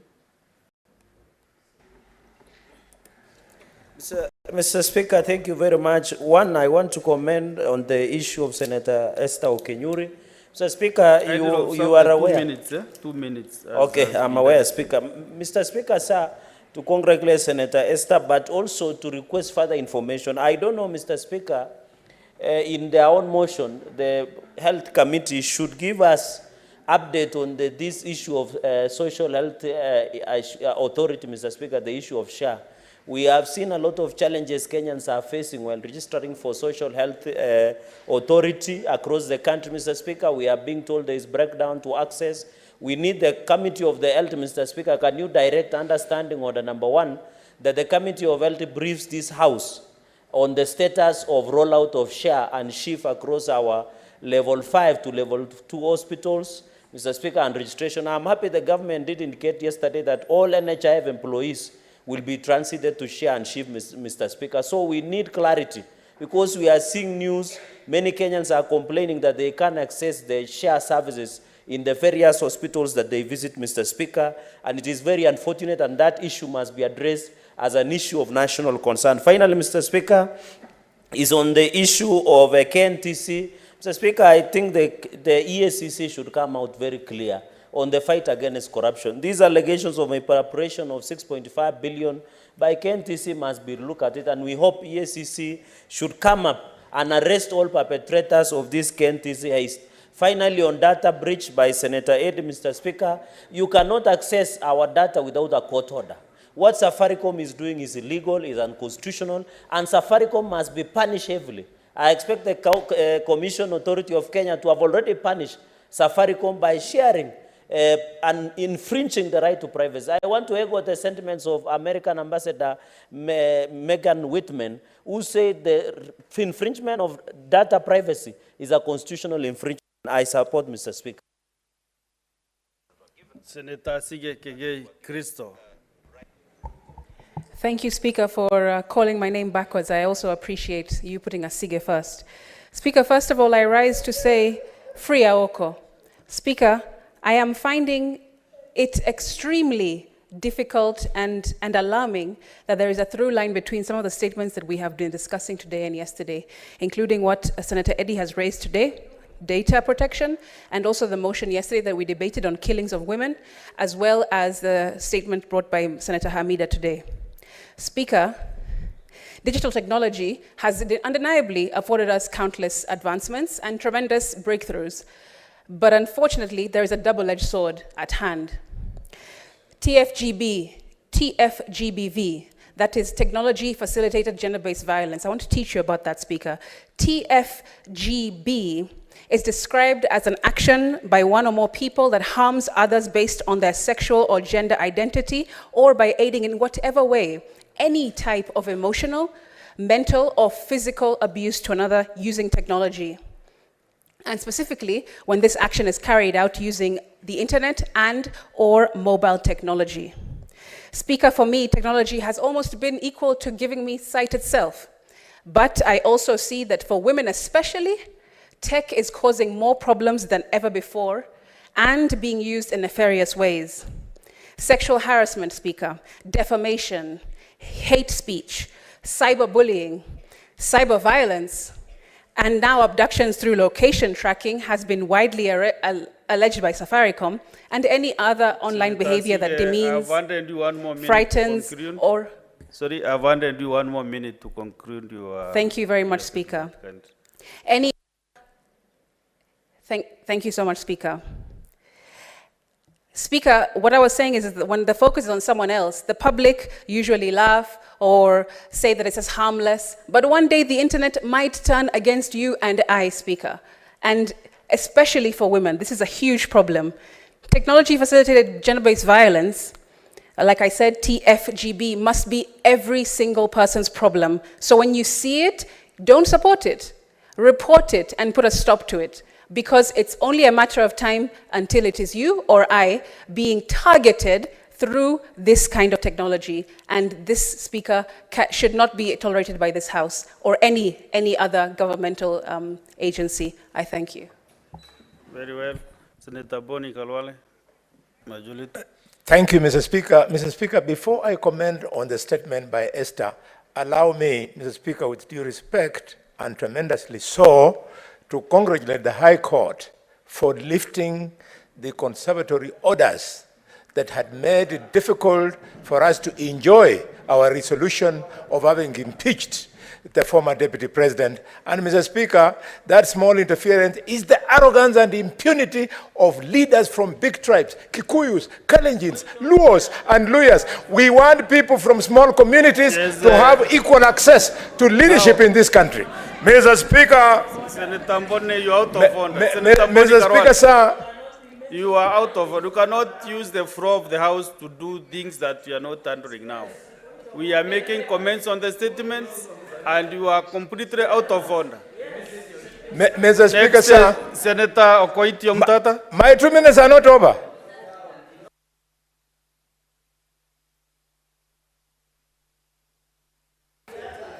Mr. Speaker, sir, thank you for the opportunity to address this House. And since the time is very limited, I will contribute to Senator Eddy Okechi's statement. The question of data is a question of life and death. And our data cannot be handled in the manner it's being handled.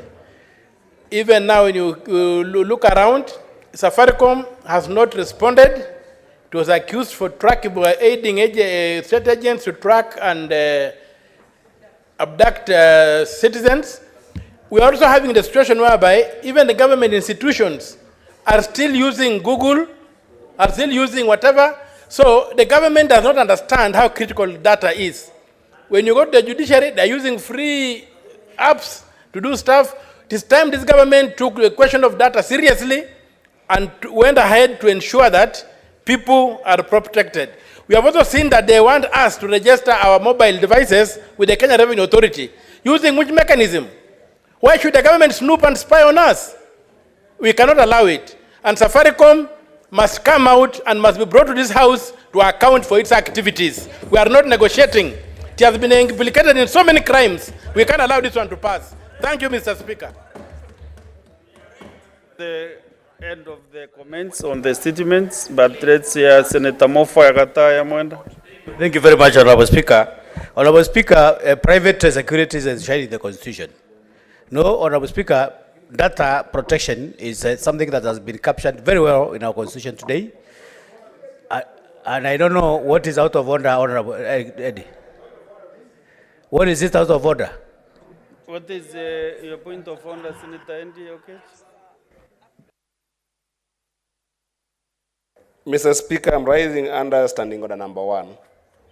And Mr. Speaker, I humbly realized that today's volume of statements was so many. And today is also the last day that we have in this house before we go to recess.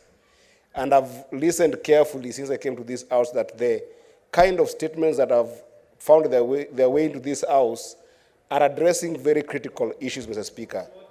Point of order. I just wanted to request for your discretion, Mr. Speaker, understanding order number 1, that you extend the comment on statements by just 15 minutes so that we can be able to... Just have yours. Now you have consumed 2 minutes for one of the contributors. Senator, to conclude.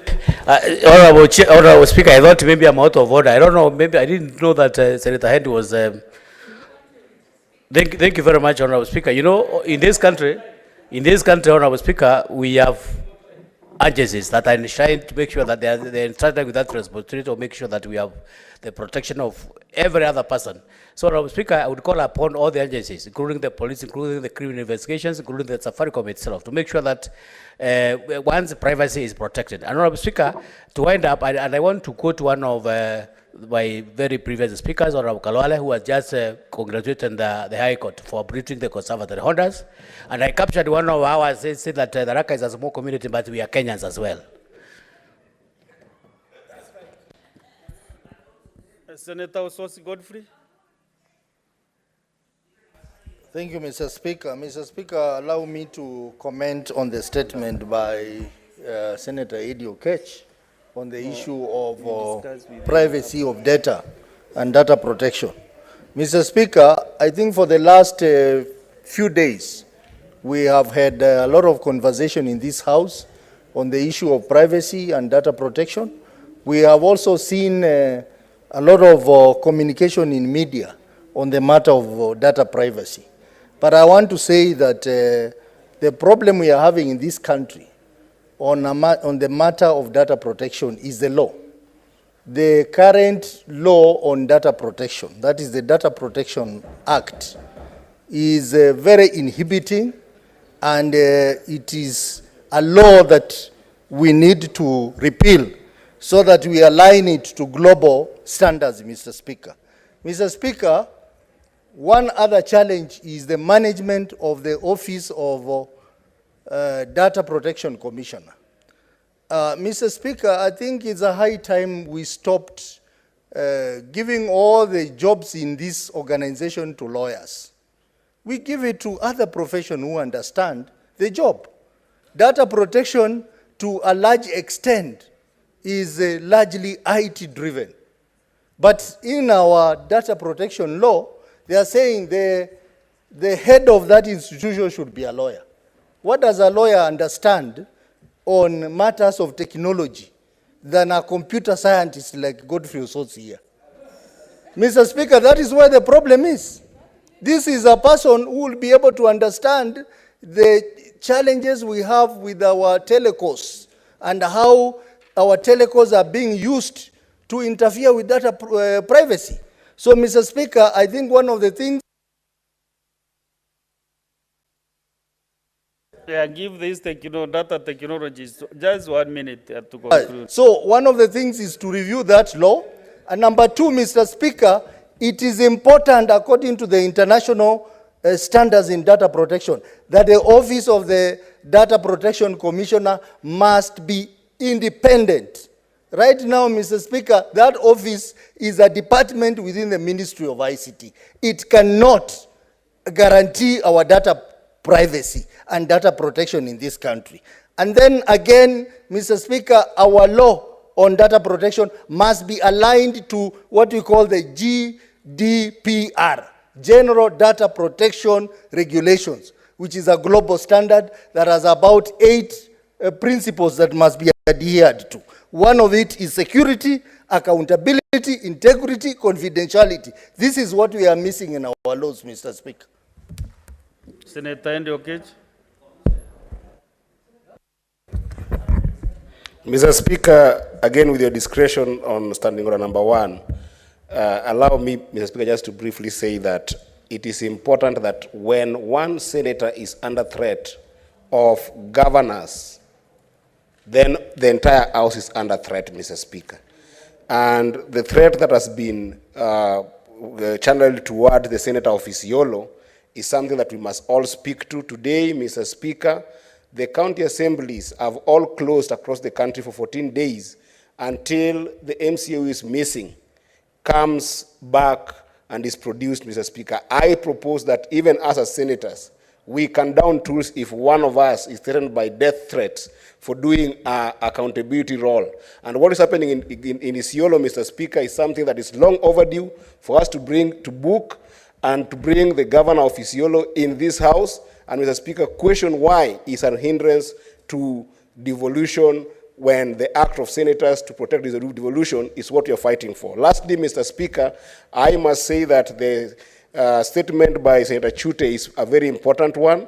KNTC is becoming a place for serious corruption, Mr. Speaker, and I think that that statement should actually be escalated to forming a commission of inquiry or a special committee to inquire what is happening in KNTC. Because, Mr. Speaker, you cannot be that people who have overseen the pilferage of over 1 billion and then extended to over 6.5 billion are left in office, Mr. Speaker, and those who have done the work of a whistleblower to show the country what is happening in KNTC are the ones who end up being sacked, Mr. Speaker. We cannot allow this to continue, and this practice has been going on in KNTC to the extent that 25 metric tons of fertilizer.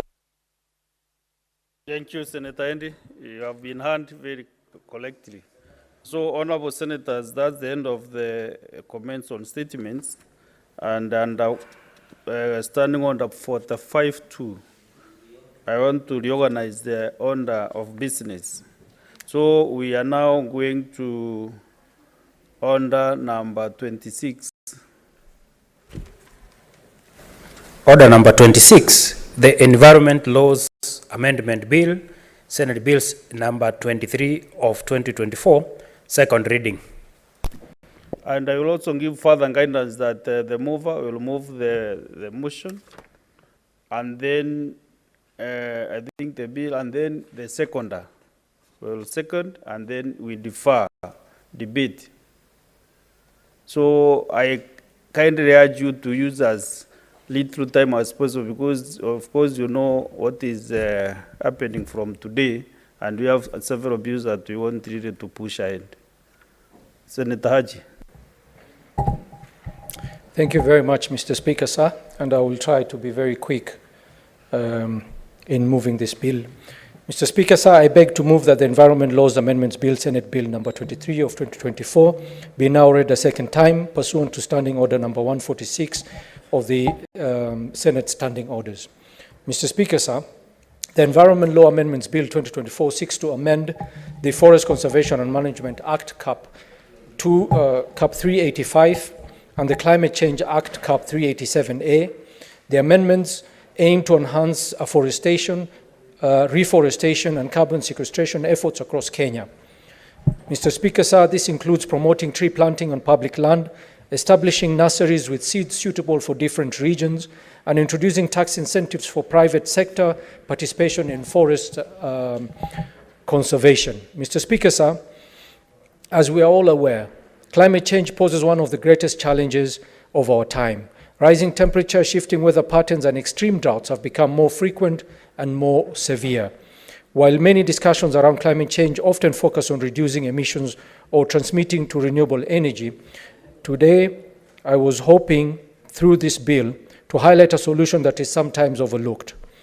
That is, vegetating the vast arid and semi-arid regions that cover a significant portion of our country. Mr. Speaker, sir, the amendment bill itself is not very clear on how, and not very specific on how to go about vegetating and planting trees in the arid and semi-arid areas. It was not only limited to the areas of the arid and semi-arid areas. So the bill encompasses in ensuring that this initiative is carried out across Kenya and covers all regions of Kenya. Mr. Speaker, sir, Kenya is a country significantly impacted by climate change, with its arid and semi-arid region covering approximately 89% of the land. These areas are home to nearly 38% of Kenya's population, and the livelihoods of the communities in these regions rely heavily on pastoralism and agriculture, both of which are increasingly under threat and facing an existential risk. However, Mr. Speaker, sir, arid and semi-arid areas may seem barren and inhospitable, but they hold immense potential in the fight against climate change. Not to mention the availability of vast pieces of land is a reason why the Kenya government should take up the initiative to revegetate the arid and semi-arid areas. Mr. Speaker, sir, plants are the Earth's natural air purifiers. Through the process of photosynthesis, they absorb carbon dioxide from the atmosphere, and carbon dioxide is one of the main greenhouse gases that is driving global warming. By reforesting and planting vegetation in arid and semi-arid regions, we can capture and store vast amounts of carbon. This process is what is known as the carbon sequestration. It helps reduce the concentration of carbon dioxide in the atmosphere, slowing down the rate of climate change. Mr. Speaker, sir, one of the key challenges we face in arid regions is desertification, the degradation of land into desert due to unsustainable land use, due to climate changes, and therefore vegetating these areas not only prevents further land degradation, but also restores the soil's health. Trees and plants act as barriers against wind and water erosion, retaining moisture in the soil, improving its fertility, and allowing ecosystems to thrive once again. Mr. Speaker, sir, a healthy ecosystem can regulate local climates, making these regions more resilient to drought and extreme weather events. In effect, alleviating these regions from relying on government food aid and animal restocking during droughts and devastations caused by climate change, an expense the government will be much too happy not to incur. Thirdly, Mr. Speaker, vegetating arid lands also provides a crucial habitat for wildlife. Mr. Speaker, sir, I'm not sure if you're aware that Wajir County hosts the very rare species of white giraffe, of the white giraffe or the albino giraffe. And in the south of Garissa, we also have an endangered species known as Hirola, a type of an antelope, which is only found in the south of Garissa. Mr. Speaker, sir, many plants and animal species are native to these regions and play vital roles in maintaining the balance of the local ecosystem. By restoring vegetation, we encourage biodiversity, which strengthens ecosystem resilience and provides a natural defense against the impacts of climate change. Mr. Speaker, sir, an initiative of revegetating or planting trees in arid and semi-arid areas is not a new thing. It is something which has been done before. Back in the 1980s, an NGO started cultivating madenge in Baringo County to fight land degradation. The World Bank partnered with Kenya's Ministry of Environment, rallying local communities to plant trees where there were previously none. The idea was to make land seemingly barren to the eyes to appear green and beautiful. Today, Mr. Speaker, sir, madenge is one of the most problematic and invasive species that has come to Kenya.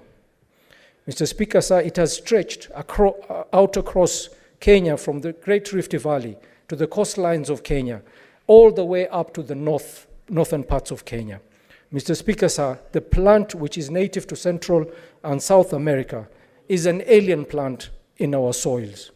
It spreads at an exponential rate, its dense stands obstruct access to natural resources, and it taps out and dries out already limited groundwater supplies.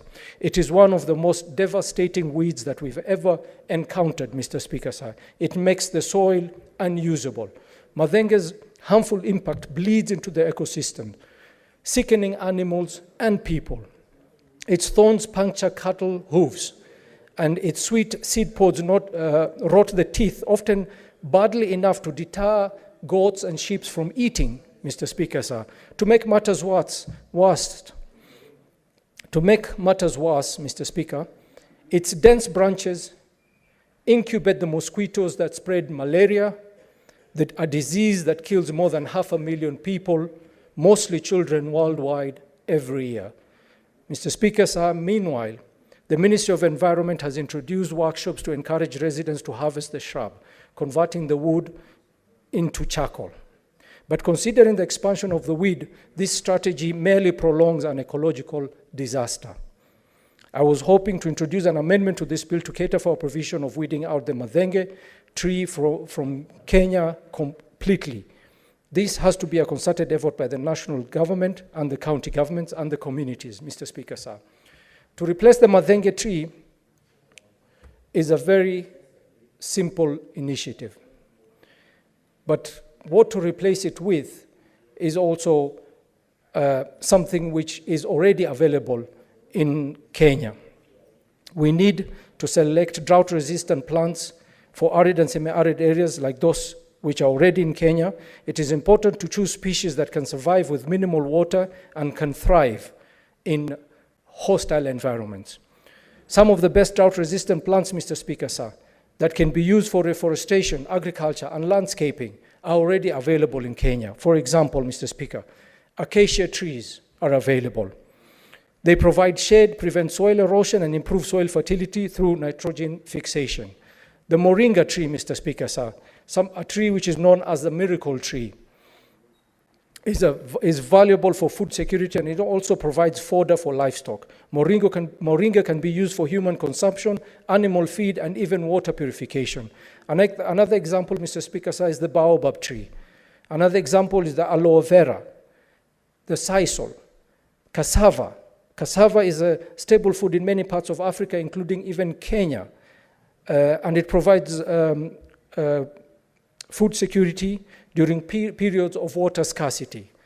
Mr. Speaker, sir, the cactus. How I wish the Kenya government in 1980 had introduced the cactus instead of introducing the madhenge. Cactus are highly resilient to drought and can survive in extreme environments, and they help in soil stabilization and can improve in the biodiversity in harsh environments.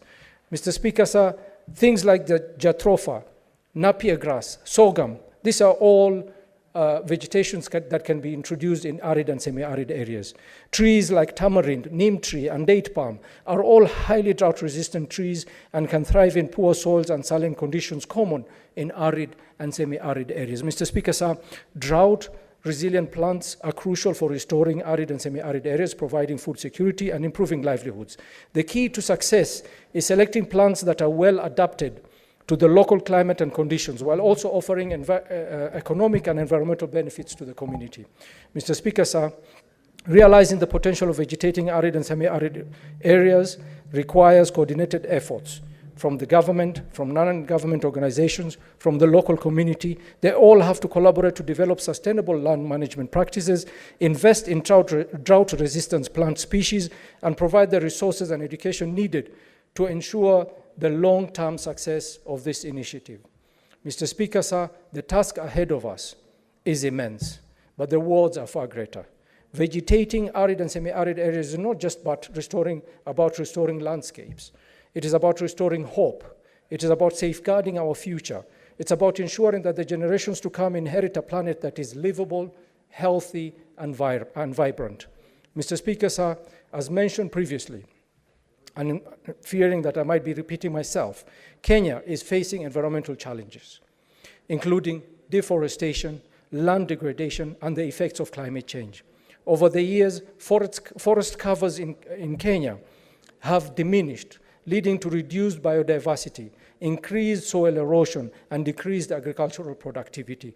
The bill is part of the national strategy to restore forest cover and address climate change. It aims to align Kenya's environmental conservation efforts with international commitments, such as the Paris Agreement, by setting carbon sequestration targets. The bill also addresses gaps in the current laws by introducing region-specific reforestation programs and encouraging private sector involvement through fiscal incentives. Mr. Speaker, sir, the Environment Laws Amendment Bill 2024 seeks to amend the following laws. It seeks to amend the Forest Conservation and Management Act 2016, Cap 385, and it seeks to amend the Climate Change Act 2016, Cap 387A. Mr. Speaker, sir, the existing legal framework under the Forest Conservation and Management Act and the Climate Change Act is inadequate to handle the growing challenges of deforestation and climate change. The Environment Laws Amendments Bill 2024 addresses these gaps by ensuring that tree planting programs are tailored to Kenya's diverse environmental conditions.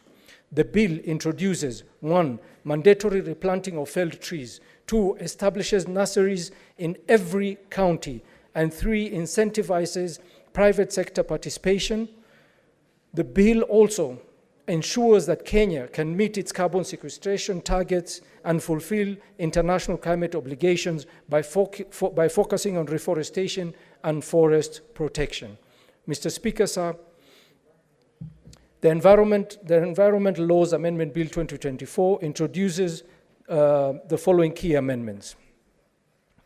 The key amendments on the Forest Conservation Management Act, Clause 2, seeks to amend Section 8 to expand the functions of the Kenya Forest Services to include promoting afforestation and reforestation in arid and semi-arid regions, establishing tree nurseries in each county.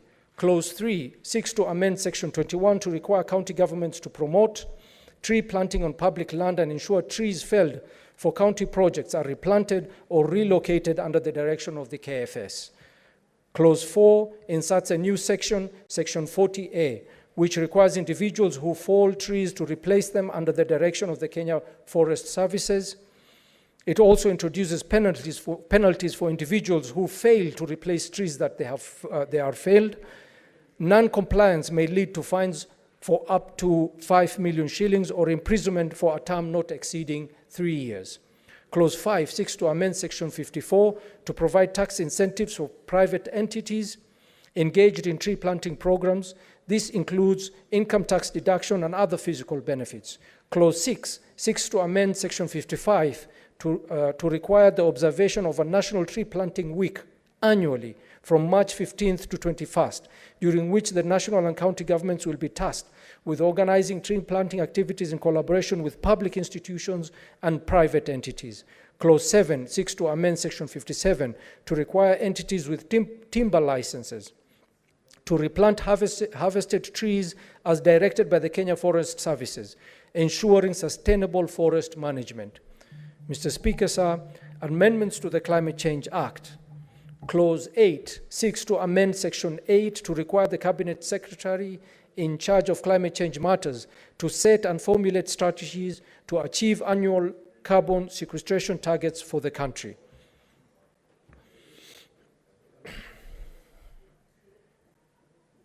Mr. Speaker, sir, the Environment Laws Amendment Bill 2024 will enhance reforestation efforts, particularly in arid and semi-arid areas, by promoting tree planting and establishing nurseries that provide climate-appropriate seedlings. By introducing penalties for failure to replace felled trees, the bill ensures compliance with environmental regulations. The tax incentives will encourage private sector investments in tree planting and conservation, fostering a collaborative approach to environmental protection. The annual National Tree Planting Week will also help raise public awareness and environmental conservation efforts, ultimately increasing forest cover and positioning Kenya as a leader in climate change mitigation. Mr. Speaker, I submit, and I ask Senator Cherargei to second. Senator Samson Chelgei.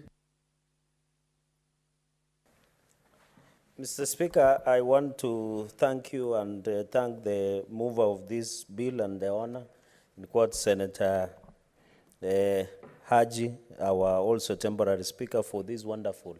I think the country is geared to issues of climate change, being led by His Excellency the President, who has been the greatest champion of issues of climate change. And I think this amendment is timely. I want to celebrate Senator Haji for always pushing for serious agenda. In fact, I feel excited to second this bill because Senator Haji comes from Northern Frontier, where issues, the ravages of climate change continues to be devastating. In fact, I hope in future, and I believe with the ravaging issues of drought in northern Kenya, we should also be pushing for livestock insurance because we know their life, Mr. Speaker, they are pastoralists. And therefore, the issue of climate change is close to us, and having Senator Haji being the champion is more than welcome. So, Speaker, secondly, before I want to join you in passing our deepest condolences for losing one of your best content creators from Meru County, Madam Tabitha Katwiri, who unfortunately passed on today. This is a blow to entertainment industry, and we wish well our family and those Kenyans who used to get relief and excitement and laughter after a hard day from her comic relief by the content creator Tabitha Katwiri. Equally, as my brother has said, I want to join also County Assemblies Forum, that they have said they done to down tools until the MCA of Charlevoix in Wajir County is found, Mheshimiwa Ahmed Hussein. In fact, in the same spirit, we need to stand with our sister, Senator Fatuma Dulo, that when she says our life is on threat, because in the course of duty, I think as a House, Mr. Speaker, when you retreat, you need to guide us on how we can stand with our colleagues who are only facing threats simply for doing their job. Mr. Speaker, let me go to the first bite of the cherry by saying the following. Mr. Speaker, one of the foremost and the winners of Nobel laureate, but the late Mheshimiwa Wangari Maathai, is remembered for the fight and ensuring that the then Kenya Times could not build headquarters here in Uhuru Park. So, Speaker, you can imagine if the development has been allowed in that place, that many Kenyans, when I pass there Sunday, on weekends or weekdays, and even holidays, many families who live in shanties in this city, who do not have a playground for their children, Madam Speaker, have opportunity of coming here. While we celebrate the work of Wangari Maathai that lives on, the legacy that lives on through such amendments, Madam Speaker, we need to be very exciting. Madam Speaker, and I want to thank His Excellency the President. Beg your pardon, Senator Chelgei. Are you referring to me as Madam Speaker severally, 3 times? Sorry, I meant Madam Wangari Maathai. Sorry, my apologies. My apologies, Mr. Speaker. I thought she was a lady. Can you reorganize your mind properly? Because, my apologies, my apologies, Mr. Speaker, can you protect me from heckling of Senator Eddy? You know he's used to. He should not be in our end. My apologies, profuse apologies. Mr. Speaker, let me go to clause number 2 because I can see it's very brief bill. One, I want to agree that the sourcing of tree seeds, but to beg, and I want to thank the President for being the leading light in the issue of climate change in the world and in Africa, but to request that through the bill of Senator Haji, we need to use CBOs, community-based organizations of youth, people living with disability, women, especially in Meru, in Nandi. Let us give these CBOs. In Nandi, we have a place called Kingwal, where you find most of the young people, women in near Chepterit in Kingwal, where we have the rest of the species called Sakastunga, Mr. Speaker. And therefore, we want to, in this planting of tree seedlings, we should give it to CBOs that belong to youth, belong to women and people living with disability, even in this city, Mr. Speaker. And therefore, even as we saw from Kenya Forest Service, Mr. Speaker, in this clause that they are saying in the issue of promoting afforestation and reforestation in semi-arid areas, Mr. Speaker. Mr. Speaker, you are aware even areas like Nandi, most of the land has been taken through planting. You go to Narok, You go to many areas, Mr. Speaker, that have always the biggest challenge because of cultivation, because of planting. We are losing most of the forest cover in this country. So reforestation and afforestation in semi-arid areas, and secondly in the public land, especially like I've said, Uhuru Park here in Nairobi, when you go to Nandi, when you go to every part, including Meru, Mr. Speaker, is very important that we ensure that we put in all public land, Mr. Speaker. And therefore, let us outsource the seedlings, let us use Kenya Forest Service, but also use the CBOs so that we give opportunity to young people. I've seen government, Mr. Speaker, that they have hired the Green Army that are using to clean Nairobi River. That is not only enough. We need to give seedlings by Kenya Forest Service to CBOs so that we can outsource. On clause number 3, Mr. Speaker, sir, I agree. As we talk today, there are more than Mr. Speaker, just to give the background information. The forest cover of Kenya as at now is 8.81% in 2021.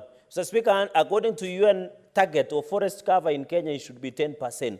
But with the advent and the guidance of the President, Mr. Speaker, the planting of 15 billion billion trees across the country, Mr. Speaker, will ensure that we reach 30% forest cover. So the intention of President of having 15 billion trees, it will translate automatically to 30% forest cover. Mr. Speaker, when you look at in Africa and in the world, the biggest country with the biggest forest cover is Guinea-Bissau with 60% forest cover. When you go to South America, in Brazil, where I visited severally, of course, Amazon comes, although there have been challenges of afforestation, fires. I saw today in Makueni that there were challenges. Some forests were burning down, Mr. Speaker. So the issue of reaching 30%, we want to encourage any Kenyans. It can not only be done in highlands of this country, it can be done in semi-arid areas, including that, Mr. Speaker. And therefore, in what 40 million acres that we have in this country, 104 million acres are in scrubland, and therefore that is the bill of Senator Haji as intention of ensuring that we have cover, Mr. Speaker. Even on 2.5 million acres of public forest. For example, in Nandi, Mr. Speaker, we have almost 3 forests. We pride as Nandi. We have Nandi North Forest, we have Tindred Forest, we have Nandi South Forest that covers both Mgwen, here in Kimondi Forest, here in near Kapsabet Town. We have in Nandi Hills, and we have also part of Tindred that stretches all the way to Kericho, Mr. Speaker, sir. Mr. Speaker, it is important to put in context, as I conclude on clause number 3, on planting trees on public land.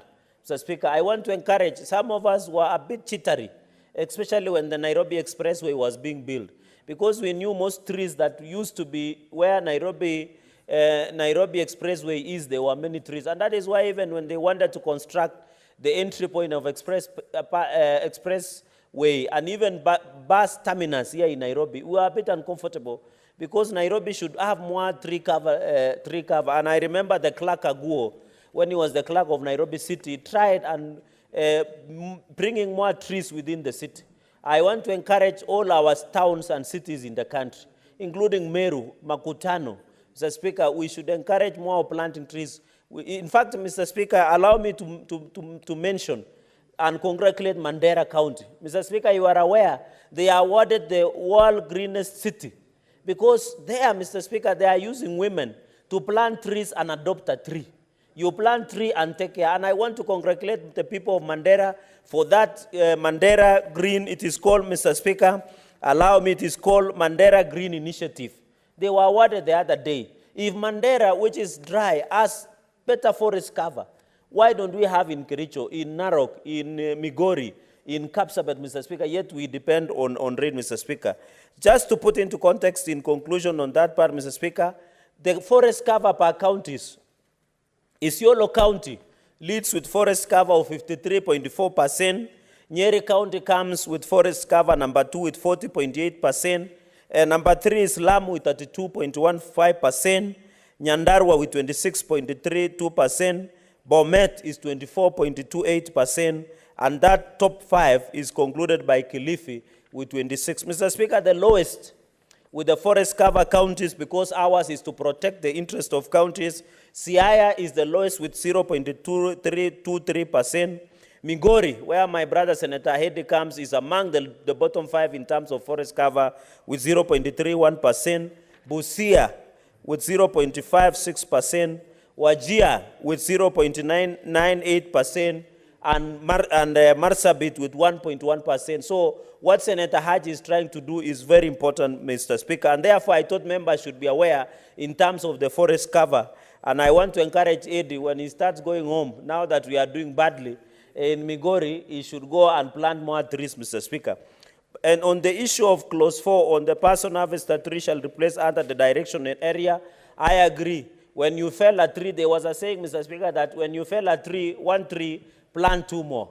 But I want to propose another saying, when you fell a tree, plant 2 more trees, but also adopt the 2 trees. You know, the issue is not planting, Mr. Speaker. The issue is taking care of that tree until it reaches maturity. Mr. Speaker, we want to encourage even logging and harvesting of tree. A moratorium was being lifted the other day.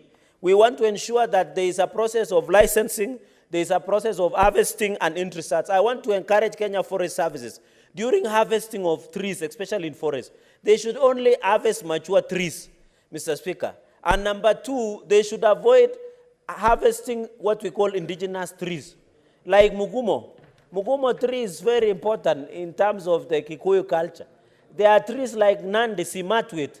Simatwet is a very sacred tree that is important. I heard Moringa is very important. There are trees that have both a cultural and a medicinal value. For us, Simatwet tree is very important in our culture. It is important. So, Mr. Speaker, I want to encourage that even as we allow logging and lifting a moratorium of access to logging in public forests, we should be very keen so that we don't lose, Mr. Speaker. And I agree we must make stringent. And I'm happy with the proposal that the logging of forests, Mr. Speaker, that in case you violate this section in terms of tree harvesting, Mr. Speaker, Senator Haji has introduced that in case you are found it is an offense and 5 million shillings you should be fined. I think, Mr. Speaker, or 3 years in imprisonment. Mr. Speaker, I want to propose it should be 5 years so that people do not access our forest and do logging and ensure that they export, Mr. Speaker, the way we are, Mr. Speaker. Mr. Speaker, on clause 6 is on the issue. I've said this one, adopt a tree program. We should. When you plant a tree, make sure you assign somebody to take care of it. Mr. Speaker, I want to add 2 things there. We need to encourage schools to plant trees and adopt. Let us teach our children from PP1 that they plant the tree and adopt. We need also to use our prisons. Mr. Speaker, you are aware the prison has a lot of land from Shikutsa, from Geria prison, from Kingongo prison, all the way to Kilive prison. There is so many land. Let us use the land that belongs to prison to allow agroforestry and allow the prisoners to maintain and adopt those trees as well as people who are there. Mr. Speaker, even the final point is to add the people. Mr. Speaker, when you commit an offense, like traffic offense, we should give you a community service order to go and take care of trees through CSOs, Mr. Speaker, so that we can bring discipline. And I want to encourage and thank Senator Haji on this aspect also, that we need to give further incentive. He has included in tax incentive and tax exemptions to both companies, so that companies that we have in this country, they are given tax exemptions and tax incentives going into the future, Mr. Speaker. On clause number 8, which I believe should be the last, is of course, the issue of carbon credit, Mr. Speaker. I want to agree that the issue of carbon credit is very important. For Kenyans don't understand what is carbon credit, it is called hewaka, Mr. Speaker, where you are paid. And I know DRC leads, Mr. Speaker, in terms of carbon credit, issuance of carbon credit followed by Kenya, which means we are doing very important. Mr. Speaker, I want to encourage our farmers, and this is how they make carbon credits. They should do farming that is more friendly, Mr. Speaker, that is encourages or does what we call natural farming, like using compost manure, using tillage that is friendly, planting crops that encourages and protects environment, and that is how farmers, and I'm happy it is Kilifi and coastal part where they're earning more carbon credits, what we call Ewaka, Mr. Speaker. It is unfortunate that we lost Finance Bill 2024 because we were introducing what we call eco-tax. Eco-tax, Mr. Speaker, would have protected us from dumping of electronic devices, Mr. Speaker, because many Kenyans don't ask themselves, if today your phone or your radio or your electronics come to an end, how do we manage that dumping, Mr. Speaker? And it was unfortunate that in 2024 finance bill, they were trying to introduce eco tax, Mr. Speaker. So all and all being said, Mr. Speaker, this is a very important bill amendment that should be supported by all. All of us should be climate friendly. I want to encourage us when you are driving a car, the banning of polythene bags was very welcome, Mr. Speaker, but we have seen the polythene bags are now coming back. We want to ask NEMA to be on the lookout. I want to encourage all of us, when you are driving the car and you have taken your water, you have taken your soda, you have eaten something, please don't litter, don't throw things along the road, Mr. Speaker, that even dirtify our environment. I want to encourage all of us, and even, Mr. Speaker, even the vehicles we drive, we want to ask that we also ensure as a country, we encourage, the way President has said, the use of electric motor vehicles, Mr. Speaker, going into the future. Even the energy that we consume and use, Mr. Speaker, going into the future. With those very, very many remarks, Mr. Speaker, I am proud to second this Environment Laws Amendment Bill 2024. Mr. Speaker, with those very many remarks, I beg to second. I thank you, Mr. Speaker. Order, Senator Chimera.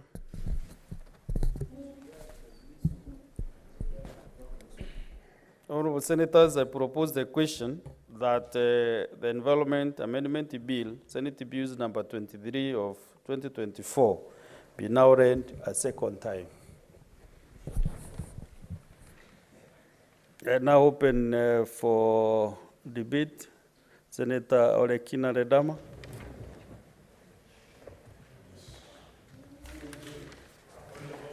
Thank you, Mr. Speaker. Mr. Speaker, I rise to support the amendments proposed by the distinguished senator from Garissa. Mr. Speaker, at this age, Senator Mulgo, I'll give you that point of order after Senator Rendama Olekina finishes his Thank you, Mr. Speaker. Mr. Speaker, I'm pleased to support and really speak highly of this amendment being proposed by the distinguished senator from Garissa. Tree planting should not be an exercise where people are forced to do.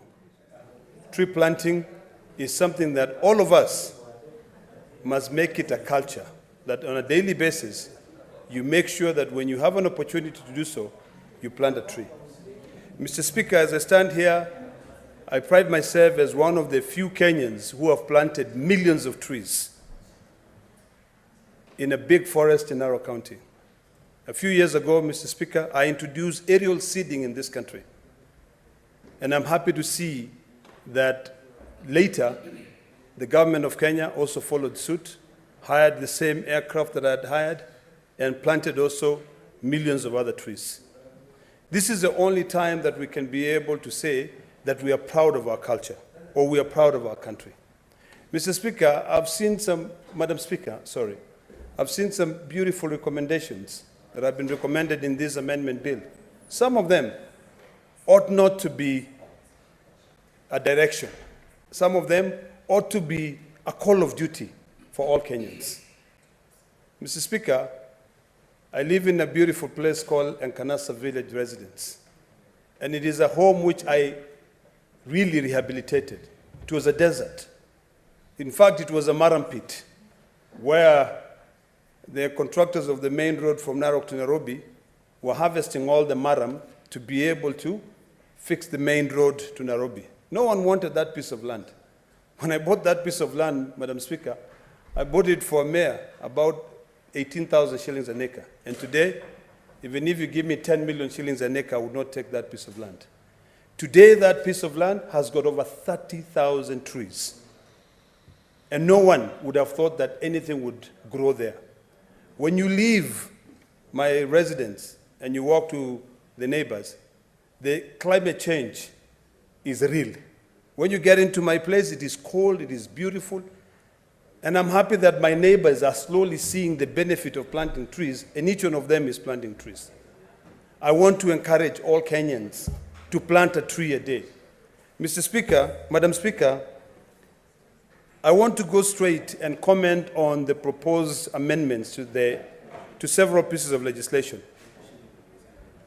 One, which is the Forest Conservation and Management Act, where the distinguished senator wishes to amend and insert one, it says promote afforestation and reforestation in arid and semi-arid areas in the country. Madam Speaker, I would like to beseech the distinguished senator to expand that and to actually not only limit to semi and arid areas, but to be able to make it a national exercise for every part of the country. Because it is always important that when you know that you're in a race, and you know very well that you've got what you call your home ground, and you know no one can be able to beat you there, when you are going out to look for more support from elsewhere for you to be able to win your race, you must also protect what you already have. Madam Speaker, I want to beseech the distinguished senator, and I'm going to be working with him because now the bill is ours, that we expand this to be able to ensure that we require every county, every urban area, every sub-county, every town, every school, every church to make sure that they plant trees.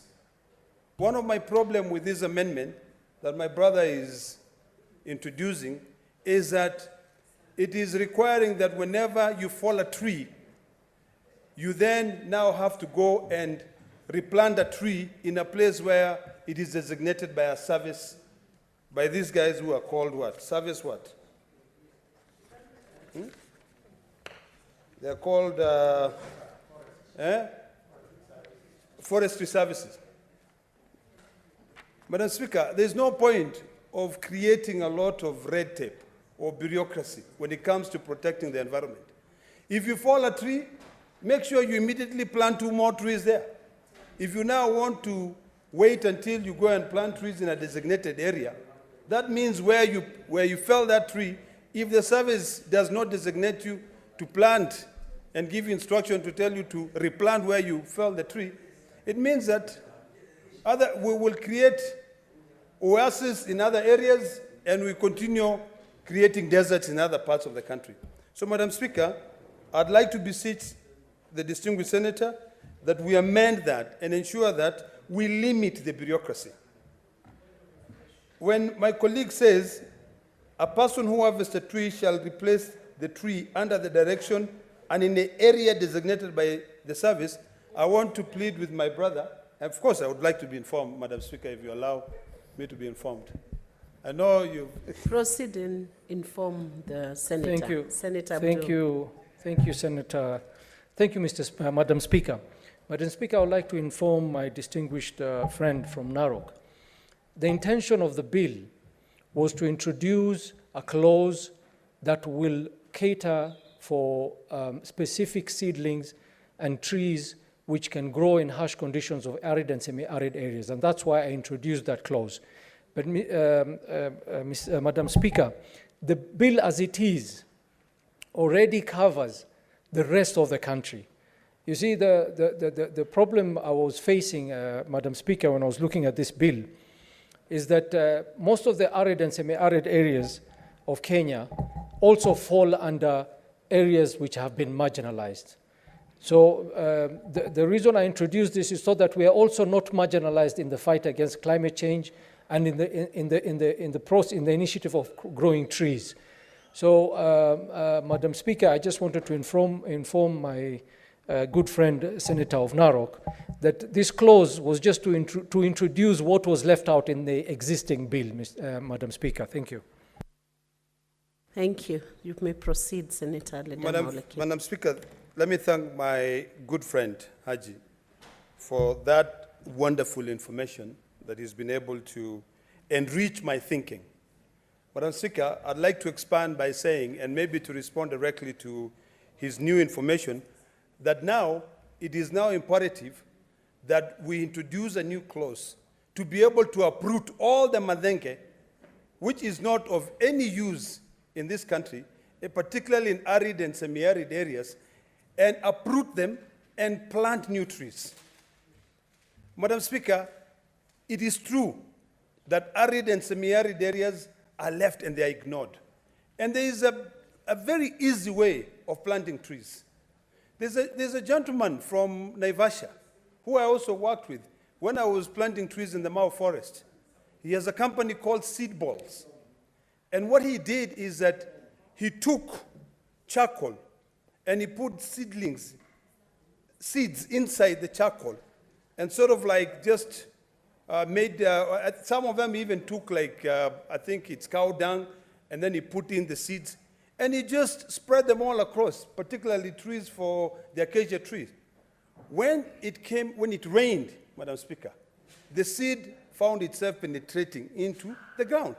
And in areas where it is dry, you'll find that there are so many acacia trees which are growing. And I remember when I was planting trees in the Mau forest, I brought this gentleman, I can't remember his name, but he works for a company called Seed Ball, Kenya Seed Ball. And we also planted a lot of his seeds in the Mau forest. So, Madam Speaker, I support this, but the only concern that I have is when it says that a person who fell a tree for a reason other than its harvesting shall replace the tree under the directions and the area designated by the service. My concern is the direction and the area designated by the service. Hypothetically, suppose the service decides you fell a tree in Narok, now go to Nakuru and plant them there. I think it is important that we amend this further and to say that a person who fell a tree for a reason other than its harvesting shall first demonstrate that they have planted more trees, and they must report to the service. That is when this direction from the service come in. Let us make it that you want to fall a tree, first of all, plant trees, go to the service, let them guide you and tell you, we want you to go and plant trees in Wajir County. When I went across Wajir was such a beautiful, and actually the soil there is very fertile. We planted trees, and when you could see the soil, it had some sand in it, which means any little rain that falls into the place, it is absorbed and it is retained there, and trees are able to grow very fast. So, Madam Speaker, I support this, but I do not want the bureaucracy, the red tape, because the service might decide to slow you down. They might say we do not have regulations on how to proceed with this. I've seen the function of the service, Madam Speaker, and it is put there. I normally have a big problem with creating authorities and authorities and authorities, because you just make it a red tape. Why not just require every school to introduce a course in the curricula to be able to teach young Kenyans on how to plant trees, or to require young Kenyans to plant trees? So you take a course. I remember when I was in the university, I took a course in PE. I was asked to do PE. And I did. I went and I played golf as one of my courses. Should we not have it in the curricula that every school must have a course where people are taught about the environment and their kids are required to grow trees? We go to every urban center. If you go to every urban center, Madam Speaker, you'll be shocked. Instead of us making beautiful urban centers, what we do is that we have kiosks everywhere, kiosks everywhere, kiosks everywhere. All of us in this house travel. We every time we go to the UK, and when you go to the UK, downtown London or central London, you will see trees which are being planted.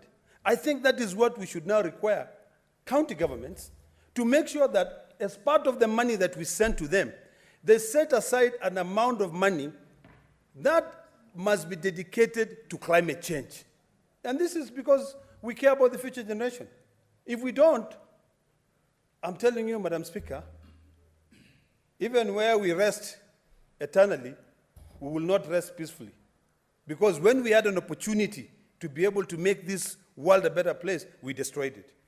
So, Madam Speaker, I support this entirely. And let us not, and I wanted to beseech my brother, that we should not say that we celebrate. There's a clause here where it says that there will be a full week in March. It says that can't remember which clause it was. No, it is 55. That the Forest Conservation and Management Act is amended by deleting section 55 and substituting therefore with the following new section. The national and county government shall observe a national tree planting week from the 15th day of March to the 21st day of March in each year for such other, or such other week the Cabinet Secretary may, by notice of Gazette, designate. The problem I have with that, Madam Speaker, is that you will find that the amount of money which will be spent during that week on other unnecessary things, tea, fuel, will be, choppers, will be more than the amount of money which can be used to plant trees. So the best thing to do is to say that during that week, or you set up a daily, or like once a week, because all of us were given statistics here by the seconder of this bill, where he said that forest cover in this country is wanting. So why don't we say that every Friday we only work until 11? From 11 to 5 p.m., every Friday, Madam Speaker, we plant trees. Every Friday we plant trees. That, I think, will actually help people. Because if you plant trees, you have to demonstrate, and it has to be part of your payroll. I've seen, Madam Speaker, something which I highly support in these amendments. The introduction of incentives, tax incentives, for those companies that encourage tree planting. That I support entirely. In fact, we're all talking about the issue of carbon credit. There are companies now outside this country that are coming to Kenya, from the UK, and they're coming here and buying carbon credit, or they're even coming here and investing in environmental sort of like preservation projects, and then when they go back to their countries, they are given tax. They are given a tax break. So I think this here is something that I fully support. I would want us to, because of my time, I can see the time is running, I will sit with the distinguished senator from Garissa, who I really thank for bringing these amendments, to be specific in terms of semi-arid and arid areas. We have to have plans. Madam Speaker, if today this country can be able to prioritize installing the electricity grid in Wajir, in Mandera, and Marsabit. If Wajir, Mandera, and Marsabit would have electricity, you will find companies coming up and creating jobs for the youth. You will find, even when you talk about every county having a tree nursery, I'm telling you, you'll find those youth from Wajir and Mandera, as well as Marsabit and Garissa, working at night, planting those trees. Because anywhere they get water, if there's any water that they can be able to pump up, they will use that electricity. So, Madam Speaker, security also, thank you, my dear brother, will also improve. So I think as we are all agonizing here and talking about all the things that we want to do for this country, let us prioritize the northern eastern part of this country. Let us not continue discriminating against them.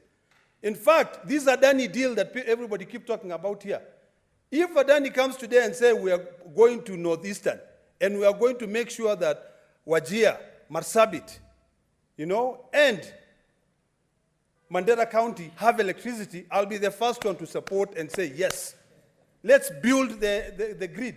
Let us take it there. We improve security. Let us run this country as one country. But now when you tell me you are getting Adani so that you can build a Molo line, Suswa line, and we already have electricity, seriously, we cannot concentrate everything in one place. So let us promote our environment. Let us make sure that we reduce the red tape, allow people to plant trees. In fact, we should have it as a competition. That should be an incentive. Everyone in this house today have a company or two. In your company, every year, as part of your budget, make sure you put a certain amount of money that you can be able to use to be able to buy seedlings, and you plant those trees, and you adapt those trees. Today, Madam Speaker, if you go to the Masai Mara Game Reserve, there's a beautiful camp called Olonana. And when you go to Olonana, before you go into your room, they tell you, Kuja, come. We want you to plant a tree here. If you're there with your kids, you'll plant a tree, and they'll put your name. And that encourages the environment to do well. Madam Speaker, finally, there's a gentleman whom I met recently. His name is Mark. And this gentleman is working currently, I think it's Mark Hughes, he's working currently in Kakamega Forest. And when we are sitting down and talking, this is the gentleman who is responsible today for even planting trees at the Red Hill Link Road. He's the one who has also planted trees up in Tigoni area. He's planted trees in Narok County and planted trees in everywhere. And one of the things he was saying, I wish I could be given the Southern Bypass Road. I wish, people will be able to come, even in Kakamega, not to bring exotic trees. Let us plant indigenous trees. Because one of the biggest challenge, Majority Whip, that this gentleman is facing is that he's seeing other trees being introduced there, which are foreign to that environment. Like, Moringa is a good tree, Madenge, they are even taking palm trees. Majority Leader, you don't know this. Let me tell you. They are taking palm trees from Mombasa to plant them in Kakamega Forest. Seriously. We need to be able to take advice. This is a gentleman is old. In Masai Skolo, Seuri is almost 80 years old, but he's still planting trees and planting trees. So ideally, what we need to do is that we've got beautiful trees in this country. We've got the Meru oak, we've got Oloirian, we've got, the acacia tree. Oloirian is the African olive tree, or scientifically called Olea africana. We've got another one in Masai called Osokonoi, which are beautiful. I see them being planted across. So I think, to conclude this, I would like us to limit this direction by the service. Encourage people to do that. Senator Haji, let us add a requirement for every school to introduce a new course for students to take in planting trees. Let us introduce a new clause here to do away with the Mathenke tree, uproot it completely, and replace it with a new tree. If Senator Haji will tell me that anyone who fall a tree today will be directed by the service to go and uproot the Mathenke tree, I would clap my hands. Because if you go to Marigat, Madam Speaker, today in Baringo County, during a dry season, you will think that you're in a very beautiful green environment. But if you take a goat from Marigat, and they have beautiful goats there, if you open the mouth, zero teeth. Mathenke has completely destroyed the dental structure of cows and also of sheep and goat. So today, this issue of environment is something which is very serious. We know it. I'm so happy that I introduced aerial seeding into this country, where you plant with an aircraft. Northeastern, we can plant millions and millions of trees using aircrafts. Instead of cabinet secretaries using, yes, Madam Speaker, I'd like to be informed. What's your point of information? Actually, your time was up, but you'll be informed. Proceed, Senator Abdul. Thank you, Madam Speaker, and I really like the contribution Senator of Narok is making. I just want to inform him that there's a challenge in Northeastern and most of the arid and semi-arid areas, is that we don't plant trees. We have to grow and nurture the trees. We cannot use the system that he was using in Narok, where he takes an aircraft and throws the balls of seeds. And once it lands somewhere, it will eventually grow. In most of the regions, maybe around 60% of the landmass in Kenya, you cannot just plant a tree or just plant vegetation. It has to be planted, and there has to be government initiative to be able to nurture and take care of these trees so that they can grow. Once they grow, and if they're trees that are conducive to the environment, then you will have changed the vegetation of that area. That's what I wanted to inform my good friend, the Senator of Narok. Okay. Senator Ledama, you just wind up You are on 1 minute. Okay. Thank you, Mr. Speaker, Madam Speaker. Madam Speaker, I want to appreciate the information from my brother. I want to further contribute and say that I've seen, because I've studied this issue of the environment very much. And in Brazil, in some areas where it is, you know, Brazil has got different environments. There's an institution that went, and what they did in a very dry area is that they dug some hole and dug some holes all across, and they left. And then when it rained, because it rains, what year rains? Garissa rains. Mandera, look at Mandera, Madam Speaker. Mandera, and this is something we don't recognize. You know, when the distinguished Senator Captain Ali Roba was the governor of Mandera, he had a tree plant, he had an environmental exercise project where, in fact, he won an award, a big award. So I think these things, it is possible. So to conclude, Madam Speaker, it is not only public land. Yes, let's plant trees in public lands, but we also need to plant trees in our private lands. When you plant trees in our private lands, you improve that environment. In public land, I love the fact that the senator is pushing county governments to make sure that they plant trees in public lands. Let us start by planting trees in our streets, in our urban centers. Even this Nairobi, we can still continue. Nairobi is beautiful. It's called the green city in Africa. But we can plant trees. So just change one last thing. This issue of keeping 1 week as a national tree week, more people will spend money with choppers and everything than actually planting trees. Let us see whether we can work until 11 a.m. on Fridays. And then from 11:01 to 5 p.m., let us go out there and plant trees. Madam Speaker, I support. Thank you. Senator Mulgo, you had a point of order. Or what were you requesting for?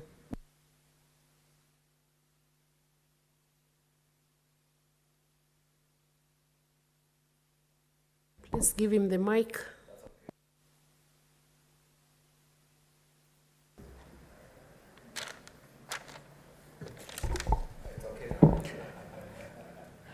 Madam Speaker, pursuant to Standing Order 110, I rise to move that the debate on environmental laws, Bill number 20 of 2024, be now adjourned.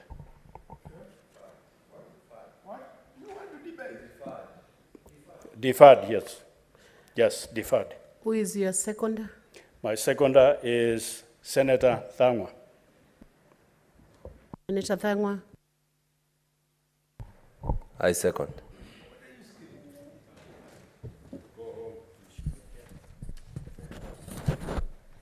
Honorable Senators, I propose the question that debate on the Environment Laws Amendment Bill, Senate Bills number 23 of 2024, be now adjourned and deferred. As many as are of that opinion say aye. Aye. I now put the question that the debate on the Environment Laws Amendment Bill, Senate Bill number 23 of 2024, be now adjourned and deferred. As many as are of that opinion say aye. Aye. As many as are of contrary opinion say nay. Nay. The ayes have it. Next order.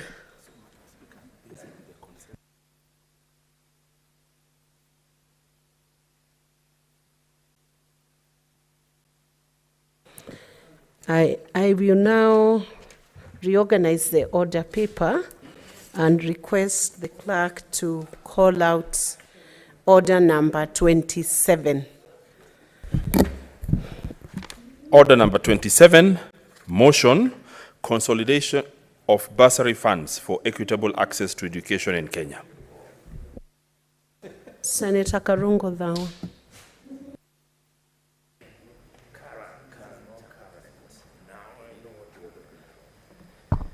Thank you very much, Madam Speaker, for the opportunity to move my motion or to move the motion. Motion on consolidation of bursary funds for equitable access to education in Kenya. Madam Speaker, I move that aware that pursuant to Article 53 of the Constitution, every child in Kenya is entitled to free and compulsory basic education. And the Basic Education Act provides that basic education should be guided by principles such as equitable access to all youth and equal access to education or institution. Further aware that many students in secondary schools and higher education institutions come from financially disadvantaged backgrounds, making it difficult for them to afford school fees and access education opportunities. Noting that over the years, various interventions have been made, including the issuance of bursaries through the National Government Constituency Development Fund, NCDF, National Government Affirmative Action Fund, GAF, and Ministry of Education and county governments through various county bursary funds. Concerned that despite these efforts, school fees remain unaffordable for many parents and students, and the allocation of bursaries has been plagued by nepotism, favoritism, and political manipulation, lack of transparency and accountability. Madam Speaker, further concerned that public learning institutions are primarily funded by the government through the Ministry of Education, and in the financial year 2024-2025, approximately Kenya shillings 656 billion was allocated to the education sector, making it difficult to ascertain the specific funds granted to each student, and that the lack of transparency in the disbursement of bursaries from various agencies makes it difficult to determine the total amount allocated in a financial year, thus hindering efforts to ensure equitable access to education for financially disadvantaged students. Now, therefore, the Senate urges the Ministry of Education to, 1, audit the funds allocated to bursaries by both the national government and county governments. 2, consolidate the funds distributed by various government entities and agencies with the aim of directing these funds directly to schools as supplementary capitation to facilitate the achievement of free secondary education, and calculate the cost of education per learner and make this information public for primary, secondary, and tertiary institutions, including the detailed breakdown of the annual financial requirements for each student across the country. Madam Speaker, this motion could not have come at a better time than now. Why am I saying that, Madam Speaker? Yesterday, we were treated with a show of ignorance, Madam Speaker, by the CS of Education, Migos Ogamba, who was here trying to answer questions raised by this House. Some of the questions that were asked by myself, and others were asked by the Majority Whip, Senator Kalwali. And from the answers that we received, Mr. Speaker, we were made aware that the ministry is not aware of how much bursary or how much money goes to bursary across the country. They have no data, they have no way of knowing, they have no framework, they have no network of understanding how bursary is given out in this country, Madam Speaker. From that admission, now this motion comes at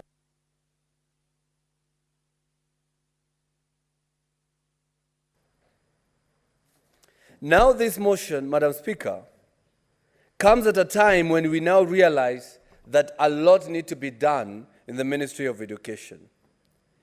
This motion, as I said, is calling for consolidation of all bursaries so that we can have this money and add to the capitation in our education so that we can achieve free secondary education, Madam Speaker. Madam Speaker, I want to start my moving by giving a story. In the year 2020, between 2020 and 2021, I don't remember exactly which month, I was driving home, but I passed through Garden Estate in Nairobi, Madam Speaker. And on my way home, I passed near the office of the then Member of Parliament of Risambu. And Madam Speaker, I saw women. It was about 2 a.m. or 3 a.m., Madam Speaker. Don't ask me where I was coming from, but at least I was going home. And I saw so many women with lassos and heavy clothes to cover, to keep them warm, Madam Speaker. And I was like, what are all these women, hundreds and thousands of women, doing outside at 3 a.m.? And there is no party. They were all seated in the cab row on the road waiting for the office to open. So I got out of the vehicle and I asked them, what are you doing here at this time of the night? They said, we are here waiting for 6 a.m. when the Member of Parliament will come and issue bursary forms. You can imagine the women were there at 3 a.m. They could not sleep, waiting for the form, and the form was not a guarantee you will get bursary. So that means if you don't sleep the whole night, you lose an opportunity to work tomorrow. And then after you give the bursary, you get the bursary form, you get 2,000, 1,000. It is time for this house to dignify our mothers. That we shouldn't be sitting down, waiting for a Member of Parliament, waiting for a governor, waiting for an MCA, waiting for a women rep to come and give you bursary that you then take to the government school as bursary. Yet the same government can send that money direct to school and make education free, Madam Speaker. Madam Speaker, I always say, government gives you money to go pay a government institution. I mean, just look at that, Madam Speaker. The government is giving you money to go pay government. Why don't they just channel that amount to the schools in the capitation program so that they can make this education free, Madam Speaker? Madam Speaker, who has bursary? The same CS yesterday told us, and we were not aware, the House was not aware. It was made aware that even the President has bursary that is domiciled in the Labor Department, Madam Speaker.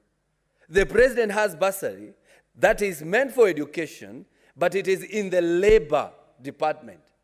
I don't understand. We don't understand. We could not understand, Madam Speaker. The MP has bursary. The women rep has a bursary. The governor has bursary. The MCA has bursary. The only person who does not have bursary is the senator.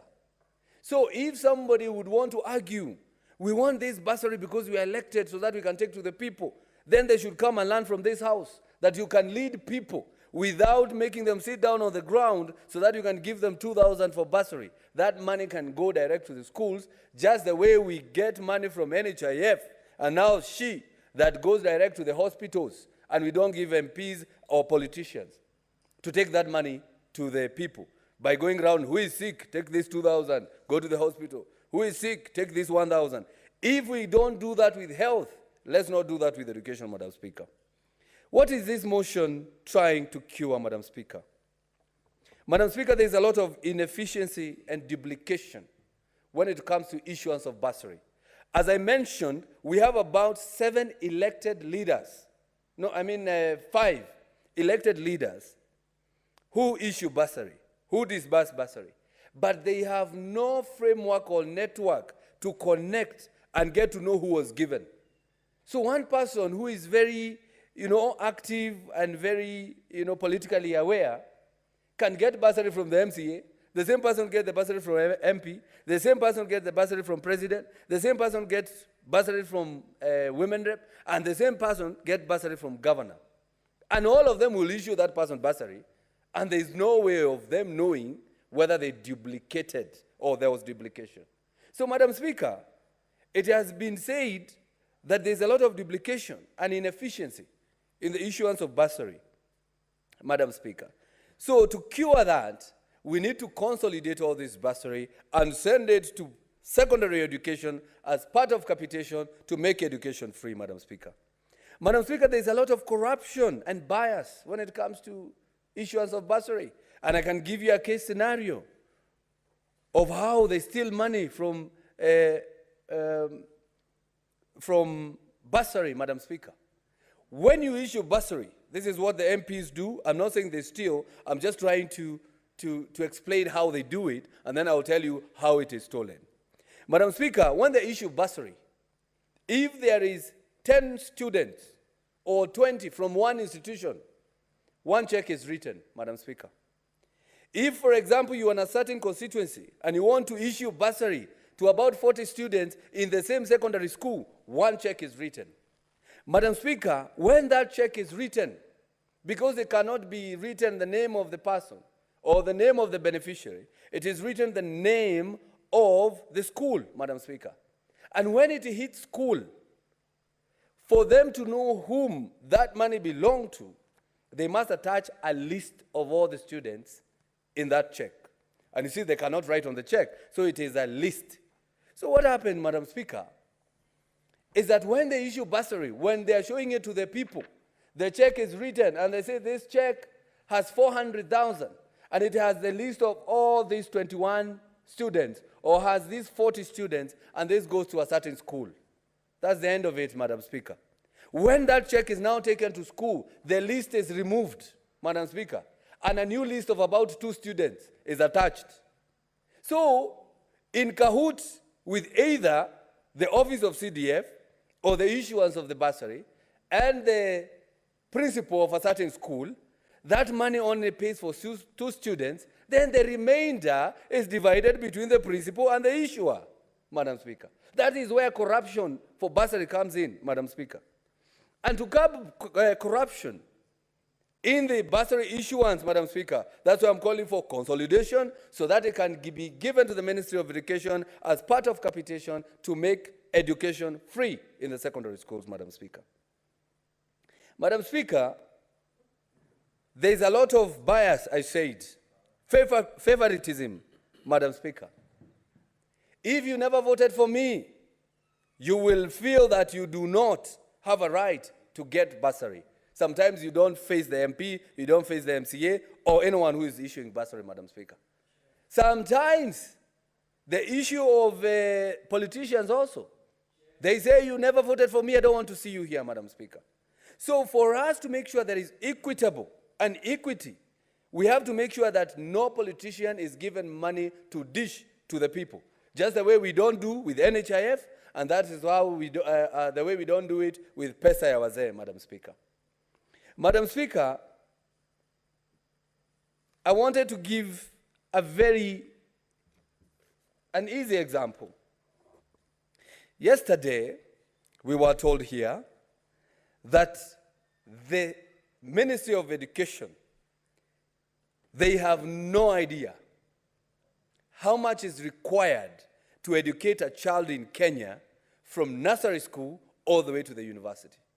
It was said here by the CS Education. They have no data, they don't know. And somebody would ask, then why do you, where is your 27% of the capitation of the expenditure in the education, in Kenya's expenditure? Where did you get that 27%? Why not 30, why not 40, why not 90, Madam Speaker? That is to say, there is a lot of guesswork. We do not know how much a student will cost, or his education or education will cost from nursery to the university, Madam Speaker. And that's why we are saying, if you read this motion very carefully, it's saying that calculate the cost of education per learner. We have now given them that opportunity. Calculate, so that we ask, how much do you need for a child? Madam Speaker, yesterday, the CS also said, we have 4.2 million learners in the secondary education, or in secondary schools. 4.2 million. And each student or each learner will receive a capitation of 22,244. Madam Speaker, that is the money the Ministry of Education is supposed to budget for.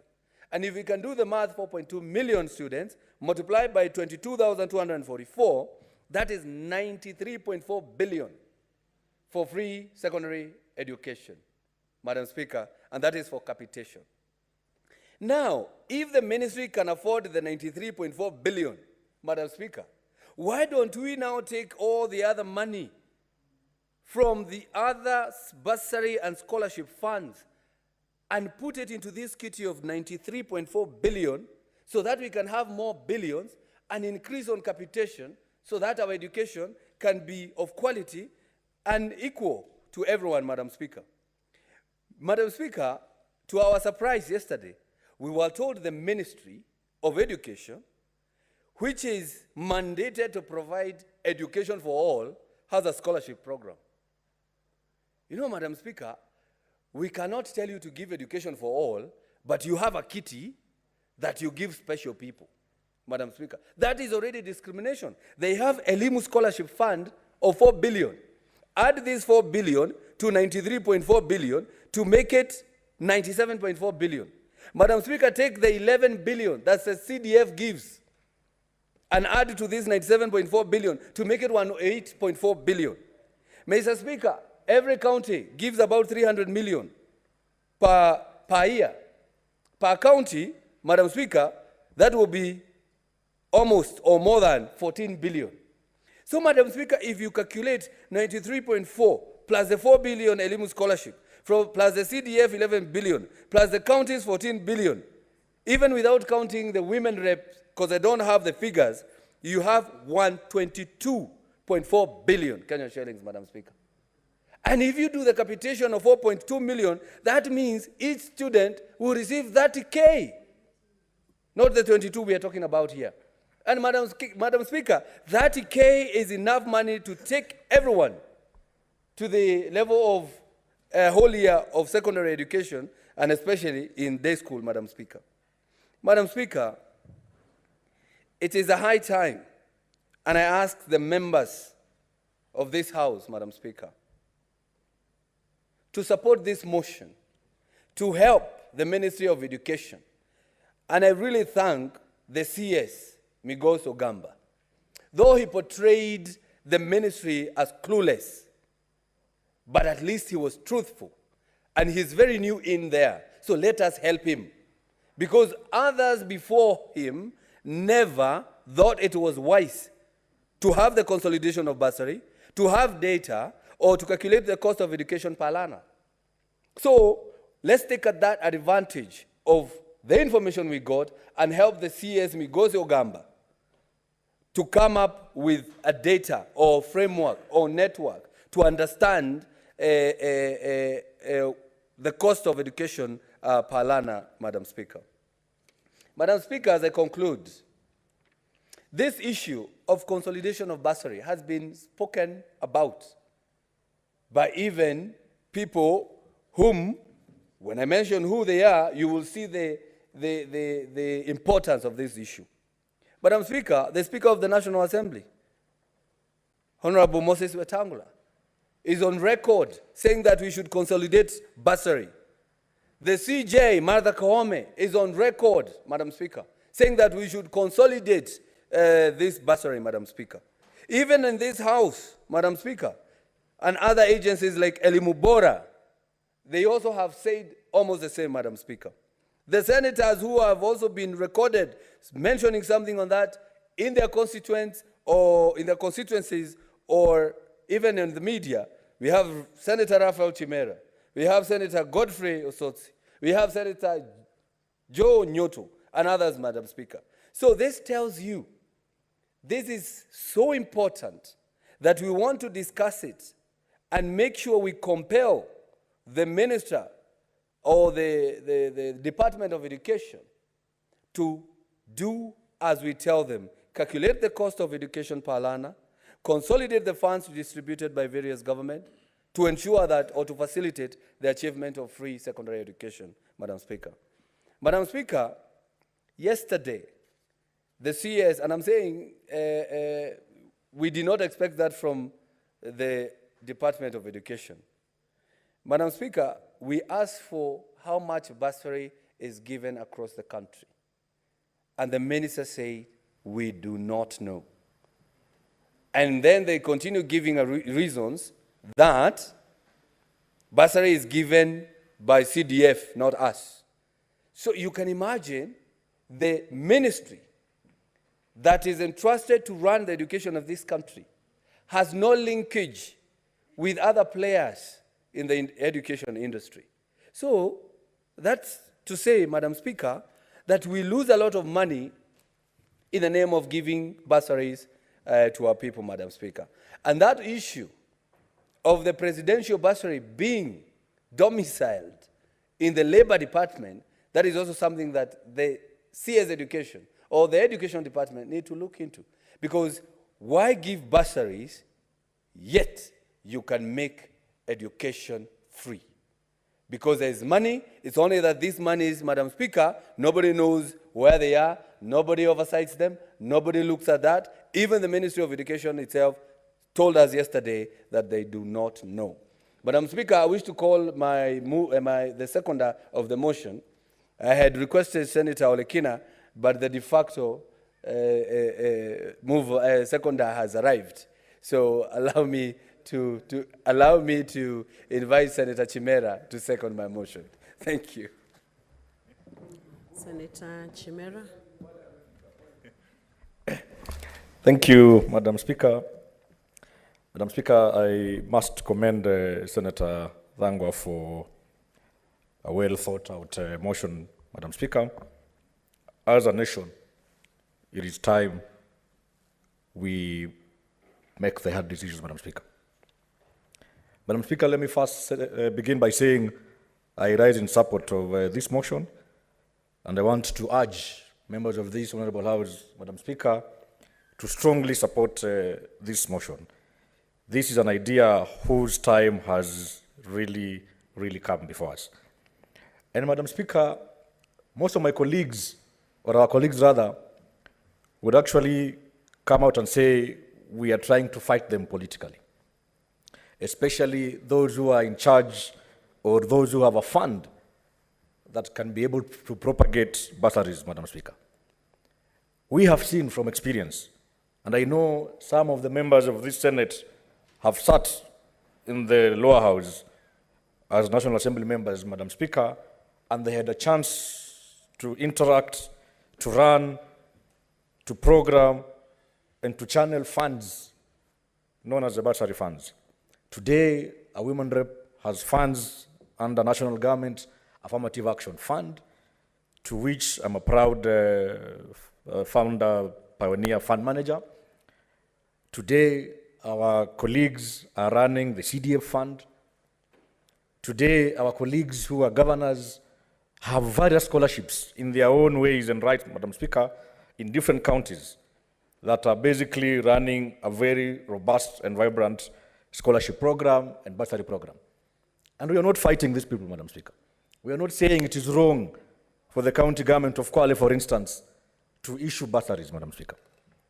But the question that we are asking ourselves is, how sustainable is this program, Madam Speaker?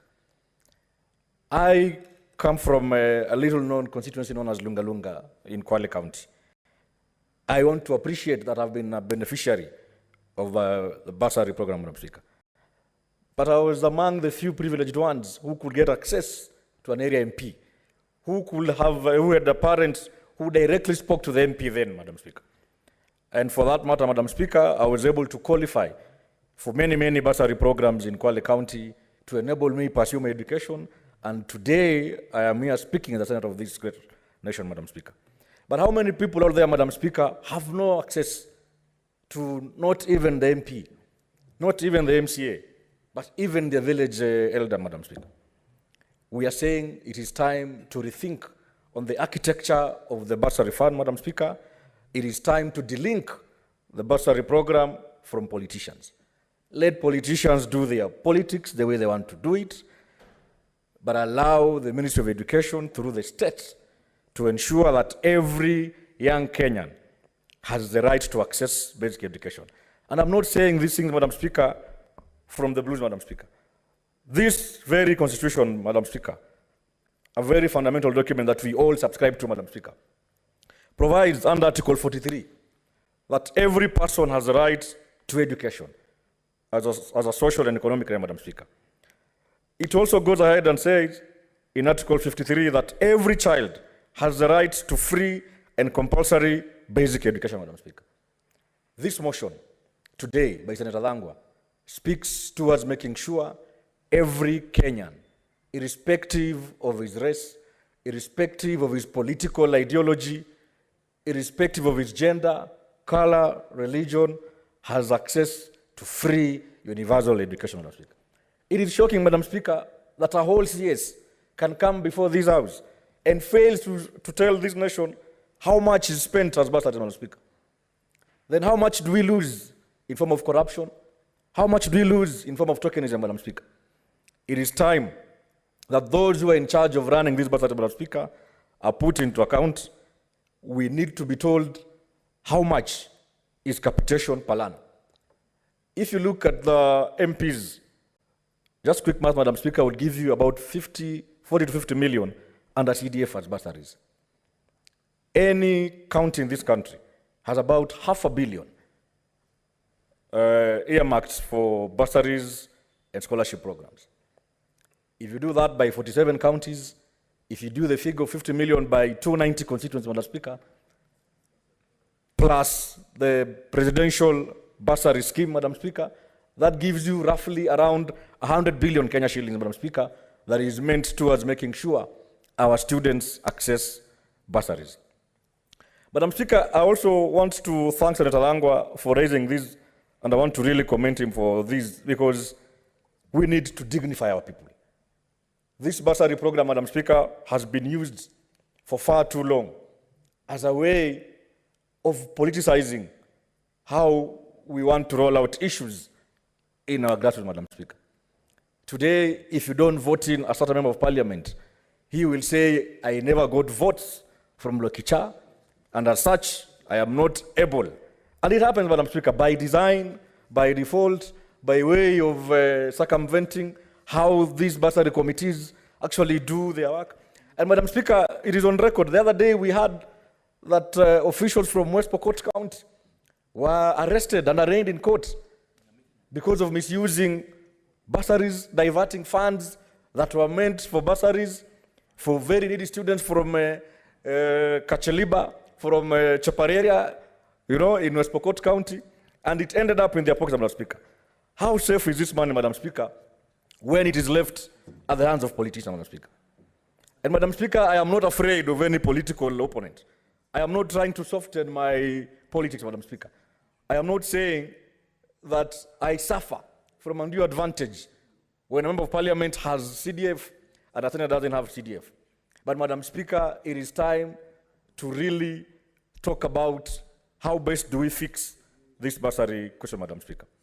Madam Speaker, I will, as I conclude, I want to tell this Honorable Senate that at times you must do what is rightful, even if you're alone, Madam Speaker.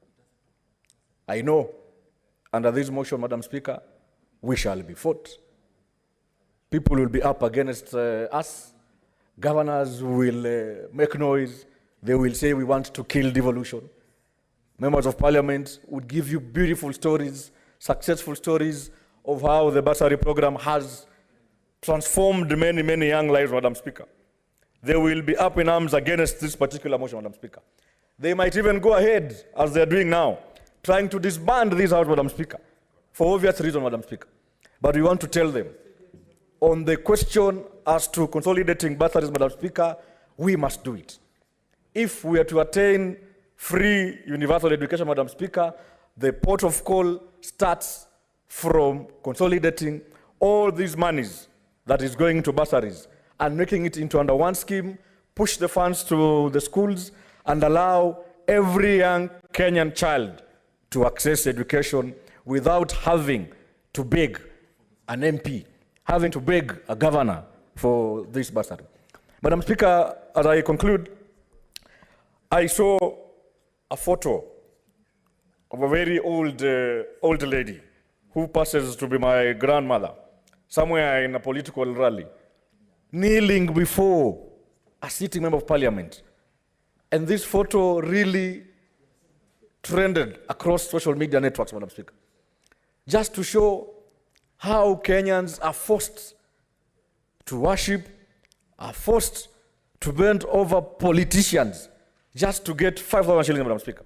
And Madam Speaker, you will find a student who has a fee balance of 60,000 shillings, and an MP gives him a check of 7,000 shillings. 7,000 shillings, Madam Speaker. Yet his fee balance is 60,000 shillings, Madam Speaker. Please tell me, Madam Speaker. Just basic mathematics. Even my 2-year-old son, wherever he is, can tell you, you cannot afford to go to school when you have a fee balance of over 50,000 shillings, Madam Speaker. And this politician will come with the media, will come with everyone, will parade these people, and this person comes from far, maybe many, many kilometers. They have to trek to come and just pick a check that does not guarantee them admission into school, Madam Speaker. For how long shall we continue to jeopardize and threaten the lives of the young generation, Madam Speaker, in the name of doing politics with this bursary, Madam Speaker? Madam Speaker, with those many, many remarks, I beg to second, and I wish to urge this Honorable House to really support this motion towards making sure that in the fullness of time, this conversation will be a reality, and that those young men from Tumwa, that young man from Vanga, from Lamu, from Lodwa, who is a student currently, who really has to depend on the mercy of a sitting politician, be it an MCA, be it a member of parliament at the National Assembly, be it a governor, be it the presidential scheme as premised and run from the Ministry of Labor, does not have to go through this lack of dignity for him to access education opportunities, Madam Speaker. We want to see many, many, many Kenyans serving this nation as doctors, many, many Kenyans serving this nation as engineers, many, many Kenyans serving this nation and participating in, promoting jurisprudence and making sure the law of this country is much more progressive by working as lawyers, Madam Speaker, as architects, as hustlers in this country, but they have free access to education, Madam Speaker. For those many remarks, Madam Speaker, I second and I beg to second, Madam Speaker. Thank you, Madam Speaker. Thank you, Senator. Honorable Senators, I propose the question that aware that pursuant to Article 53 of the Constitution, every child in Kenya is entitled to free and compulsory basic education. And the Basic Education Act provides that basic education should be guided by principles such as equitable access to all youth and equal access to educational institutions. Further aware that many students in secondary schools and higher education institutions come from financially disadvantaged backgrounds, making it difficult for them to afford school fees and access education opportunities. Noting that over the years, various interventions have been made, including the issuance of bursaries through the National Government Constituency Development Fund, NCDF, National Government Affirmative Action Fund, GAF, the Ministry of Education and county governments through various county bursary funds, concerned that despite these efforts, school fees remains unaffordable for many parents, and the allocation of bursaries has been plagued by nepotism, favorism, and political manipulation, lack of transparency and accountability. Further concerned that public learning institutions are primarily funded by the government through the Ministry of Education, and in the financial year 2024-2025, approximately cash 656 billion was allocated to the education sector, making it difficult to ascertain the specific funds granted to each student, and that the lack of transparency in the disbursement of bursaries from various agencies makes it difficult to determine the total amount allocated in a financial year, thus hindering efforts to ensure equitable access to education for financially disadvantaged students. Now, therefore, the Senate urges the Ministry of Education to 1, audit the funds allocated to bursaries by both the national government and the county governments. 2, consolidate the funds distributed by various government entities and agencies with the aim of directing these funds directly to school, a supplementary capitation to facilitate the achievement of free education, and 3, calculate the cost of education per learner and make this information public for primary, secondary, and tertiary institutions, including a detailed breakdown of the annual financial requirement for each student across the country. Honorable Senators, this motion is now open for contribution by those senators who are interested in putting in their contribution. Senator Olekina Ledama. Narok County Senator. Thank you, Madam Speaker. Madam Speaker, let me begin by appreciating the two gentlemen, starting with Senator Thangwa and my good friend from Tana River, Kwale County, Senator Chimera. Madam Speaker, I've been sitting in this House for quite some time, and I know that Parliament pronounces itself through motions and bills. And I know that the effort sought by my two colleagues is something which, as we speak right now, unless several pieces of legislation are amended, is going to be an academic exercise. Madam Speaker, bursaries are very important. And in this culture where everyone wants to be seen as if they are doing so much for their community, it is going to be very difficult, and I want to be very realistic, for members of the National Assembly, for women reps, for mandarins in the Ministry of Education, in the Office of the President, to let go that ability to dish out goodies in bursaries to their children, to their friends, to their constituents, to be seen as if they are doing something. The motion, Madam Speaker, is a very important motion. But the question that I have with this motion is that, is it really going to be something that can be achieved by a motion in this House?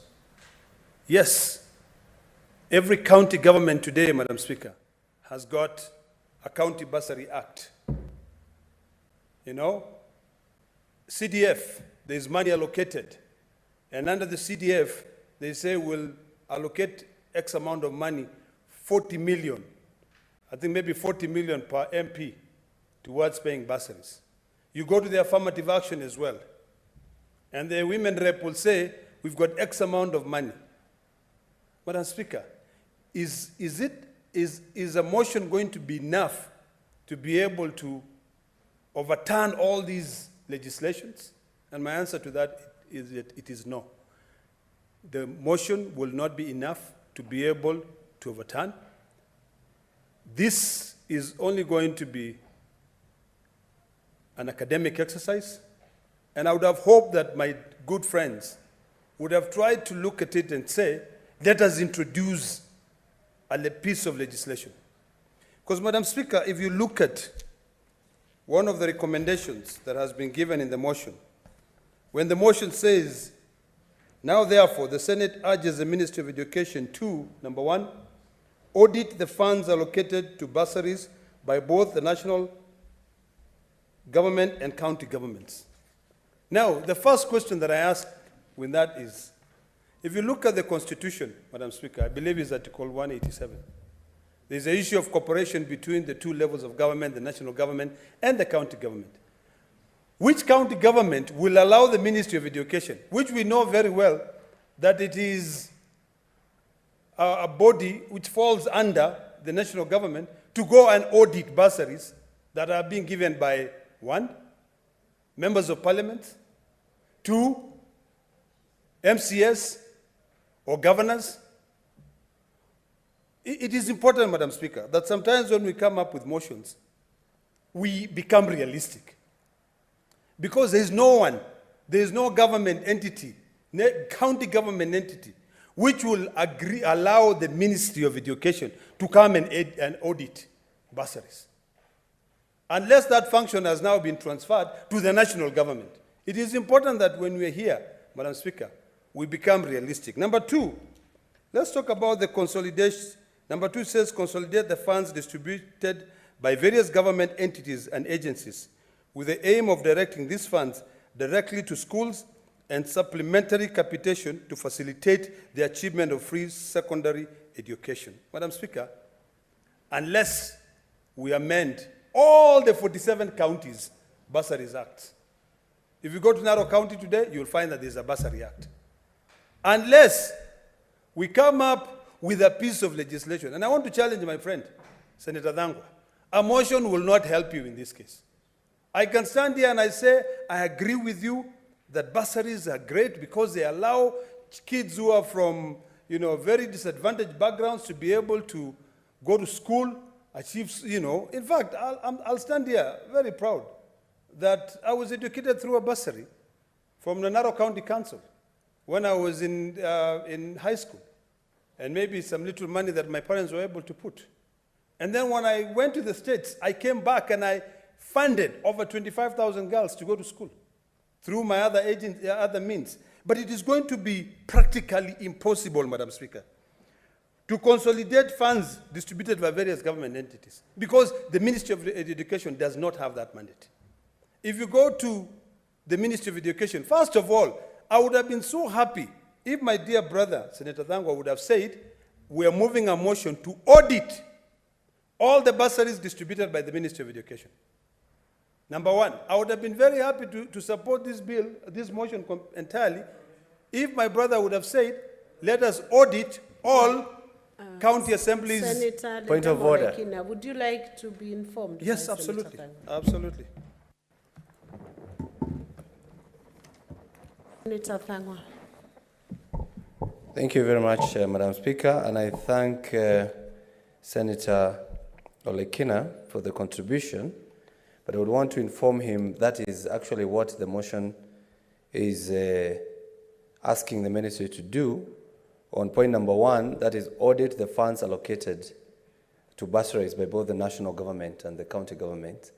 And again, nothing stops the ministry from coming up with bills, like they said they have 2 bills after they formed a presidential task force on consolidation of bursary. So even from this motion is capturing the mind of the members so that when the ministry is responding to our queries, we'll be able to capture the contribution of every member.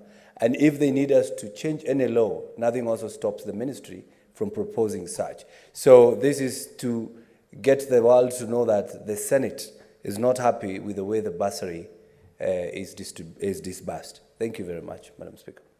Thank you, Senator. Senator Ledama. Madam Speaker, I wish my dear brother would listen to me and listen keenly to my contribution, because my contribution are geared towards making sure that he achieves what he wishes to achieve, and maybe by just amending. Madam Speaker, if you look at Article 189 of the Constitution of Kenya, and I'm going to read it, government at either level shall perform its function and exercise its powers in a manner that respect the functions and institutional integrity of governments at the other level, and respect the constitutional status and institutions of government at the other level, and in the case of county government, within the county levels. Madam Speaker, this motion will achieve some significant progress if it is divided to only focus entirely on auditing county bursary funds. We need to start from there. This motion would achieve significant effort if it is designed to audit the funds being allocated by the Ministry of Education. The Ministry of Education, Madam Speaker, is at the national level. County governments, the acts in county governments are county government acts. I want to say, and I don't want my brother to misquote me on this, is that I fully support his intention. I think he is onto something very big, something that will be able to bring discipline. Because today, the truth is, people in this country are being discriminated against. You are poor, and then you cannot even be able to do what? To get a bursary, to take you to school. I told my brother when we were sitting down, is that I don't even see in the 21st century the need for bursaries. What I see in the 21st century in a country as developed as Kenya, because we are no longer a less developed country, is where we have free primary and free secondary education. So that there's no child who will have to go and beg a representative to pay school fees for that child. No. We want to make sure that, and this is when I sit down and I say, God bless the former president of this country, Mwai Kibaki, for what he did. Mwai Kibaki, in fact, last night I was watching a documentary on Mwai Kibaki, and what he did was something which was significant. He introduced free primary education, encouraged so many children to go to school. You know, so many kids went to school. So I think the only way we can achieve progress, Madam Speaker, and I want to encourage Senator Thangwa to follow that route, is to say, let us audit all county governments' bursary funds. We have a committee on the, you know, and I believe we are members of that committee with him. I think the first thing to do is to bring a statement so that we audit every single county bursary fund. You know, we are struggling and we are doing it. And then now we develop a policy. The only way, Madam Speaker, that we can achieve something great with that is to follow the route that this parliament, which is the National Assembly and the Senate, did when it comes to the issue of facility improvement funds, health facility improvement funds. Madam Speaker, when that national legislation came in place, there'll be no reason as to why county government should have their own funds to manage their hospitals. We already have one big fund. So what I would encourage my brother to pursue is to introduce one piece of legislation that amend all other legislations and then define the structure or how these bursaries are going to be distributed. Instead of being given to individuals, we carry out a survey. We go to a school that I went to, Ole Sangale Primary School, and find out how many children cannot be able to pay for their uniform, for their clothing, for their books. And we're able to give them some form of capitation that allows those kids to go.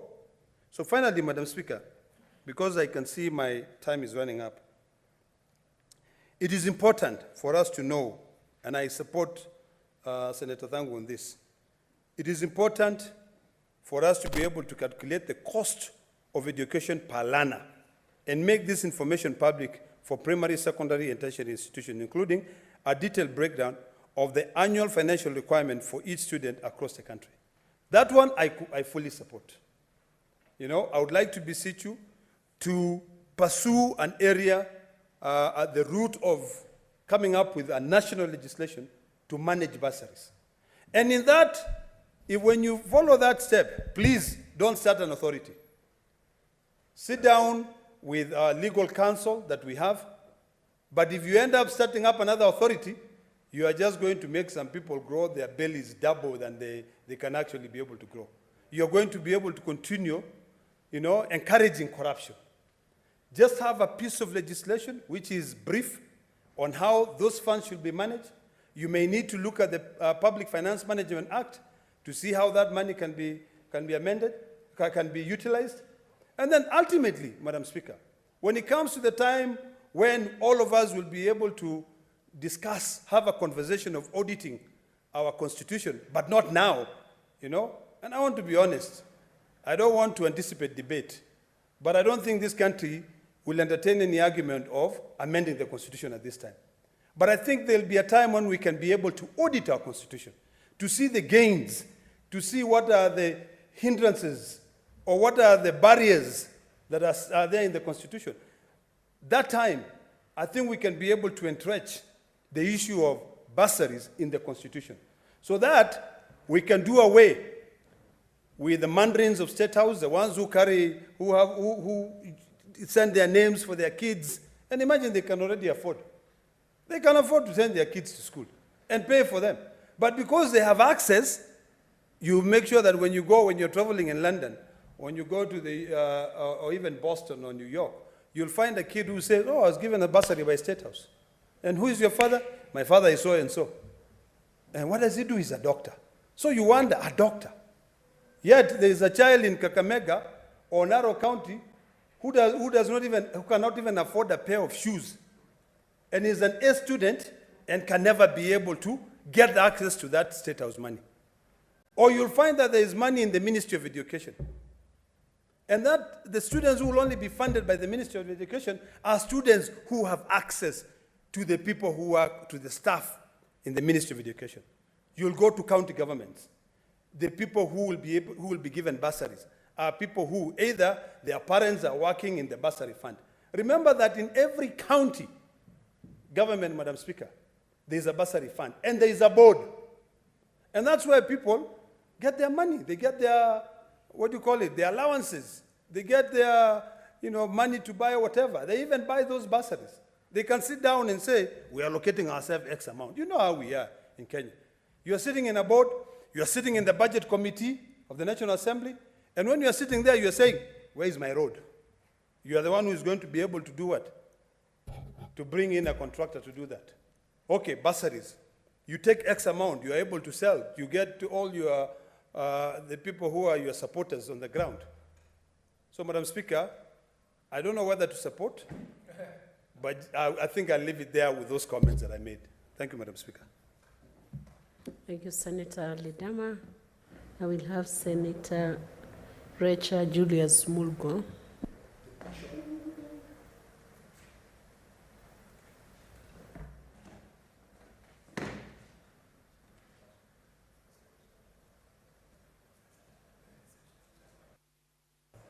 I don't know what's wrong with this one of mine.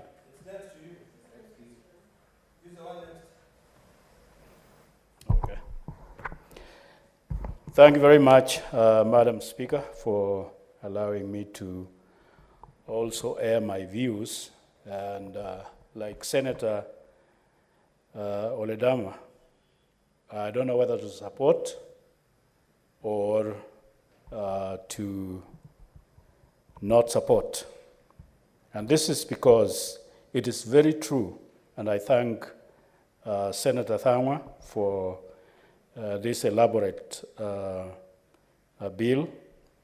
And it is very true that there is a lot of manipulation in the current CDF that goes to every constituency. When I was an MP, I inherited a situation that out of 500 given to a location for a project, 2 or 3 went back to the office of the constituency. And so the project ended up getting half of the money. And so that is not peculiar to West Pokot alone, but I know it is happening everywhere. And it is also true that there is a lot of nepotism that is practiced in constituencies and constituency offices, and also at the level of the county. I was asking some parents in an area about bursary given by a certain governor, and then those parents asked me, which bursary? The bursary that goes to every child of that clan and leaving the rest just not being able to afford anything and eventually not being able to go to school. And so a lot of that is going on in the counties. And then corruption is very rampant. You do something to get something. And so this is a practice that is very true in every level, even the level of MCA, because sometimes some counties give bursary to MCAs, and the malpractice goes even to that level, being also enhanced by the governor and by the MP of the area. And the money, interestingly, the money that comes from the national government sometimes is swapped in payment with the money that is coming from either the county or coming from parents. So when a parent is asked to give, to pay 20,000 for their child, and so that plays the part of the 20,000 that is coming from the national level or whatever level, so that money is swapped, and therefore the school administration or the principal has some money that is flowing around, so that the parent is continually asked to pay school fees. I was speaking in a public day in my county, and I counted the money that each sector is contributing. For example, I said 20,000 is coming from the county, and 22,000 is coming from the national government, and 5,000 is coming, 5 or 10,000 is coming from the constituency. And that comes up to 50 or 50-something thousand shillings a year per student. And still, these students who are supposed to be getting that much money get sent home all the time to go and collect money from parents. And therefore, parents as well contribute even up to 20 or 40,000. And so there is probably about 60 to 80,000 that is contributed per child, who is supposed to probably get maybe 40 or 50,000 a year. And therefore, because of corruption at every level, there is a lot that goes on to take advantage of every level. The national level is taken advantage of, and worse yet is what the minister said yesterday, that they do not know how much it is per child. And therefore, out of that ignorance or the played or purported ignorance, there is a lot of manipulation that is really taking place. But some of us grew up and went to school at a time that our parents were not aware about much that goes on in school, and therefore the principal or headmaster was everything. And therefore, we did not know, or our parents did not know, how much money was going for a child. And therefore, because the same situation is still practical in some of our places, those that were marginalized for many years, I'm afraid that even if we centralize or we consolidate, corrupt principles will still take advantage of the ignorance of parents that do not know what goes on.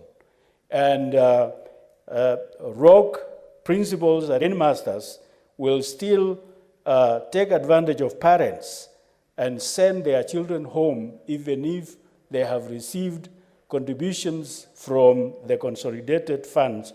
They will still pretend that nothing has come for your child, and therefore you must bring school fees or they get sent home, because that is practically happening now. And therefore, unless the emphasis that my brother Thangwa should really emphasize is the checks and balances in schools. How thoroughly can we check that through auditing, can we make sure that any money that is received in any school is transparently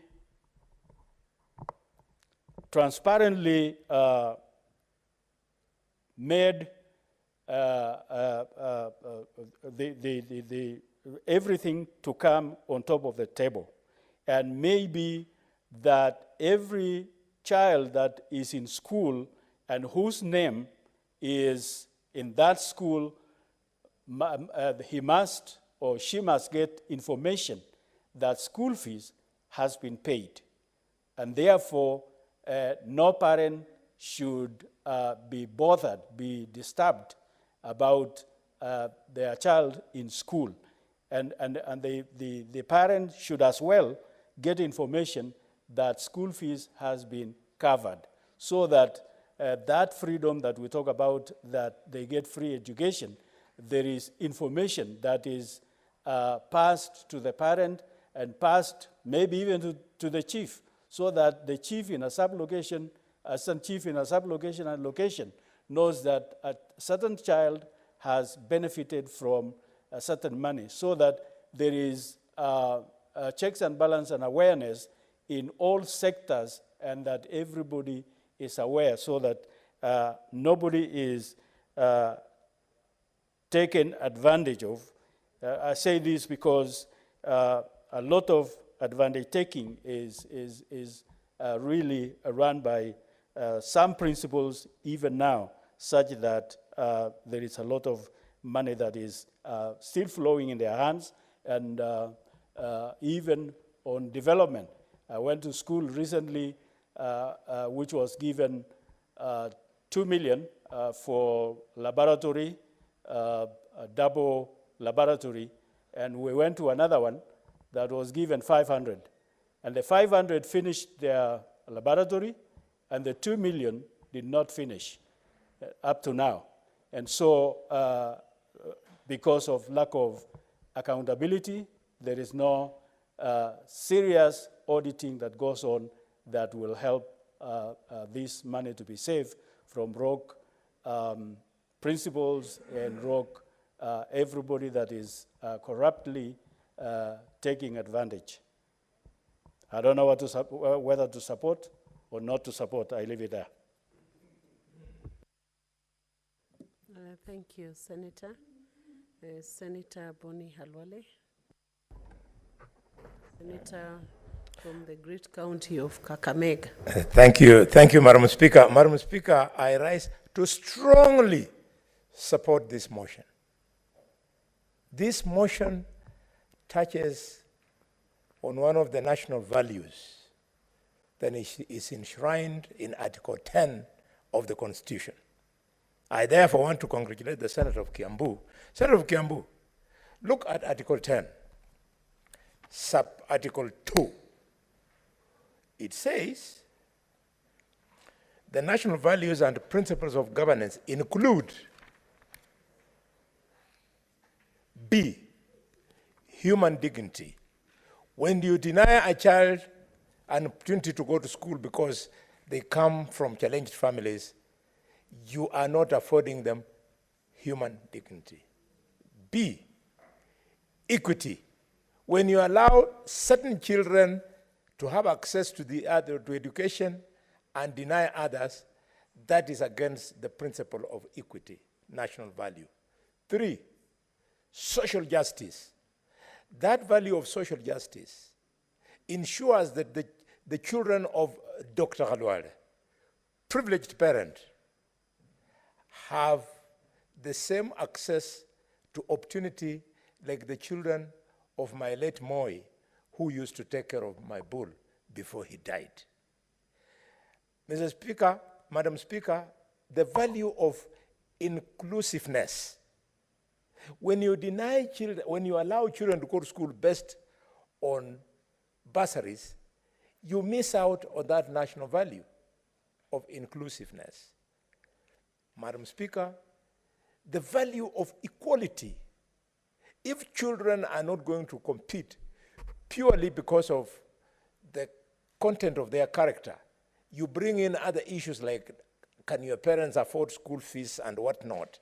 Then, Madam Speaker, you are breaching the Constitution on the value of equity.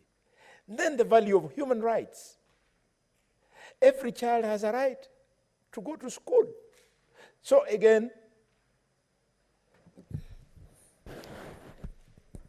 Honorable Senator Boni Halwale, when we resume, you will have 13 minutes 13. to proceed on with the debate. I'll be Honorable back. Senators, it is now 6:30 p.m. Time to adjourn the Senate. The Senate therefore stands adjourned until Tuesday, 12th November 2024 at 2:30 p.m. Enjoy your recess. Thank you.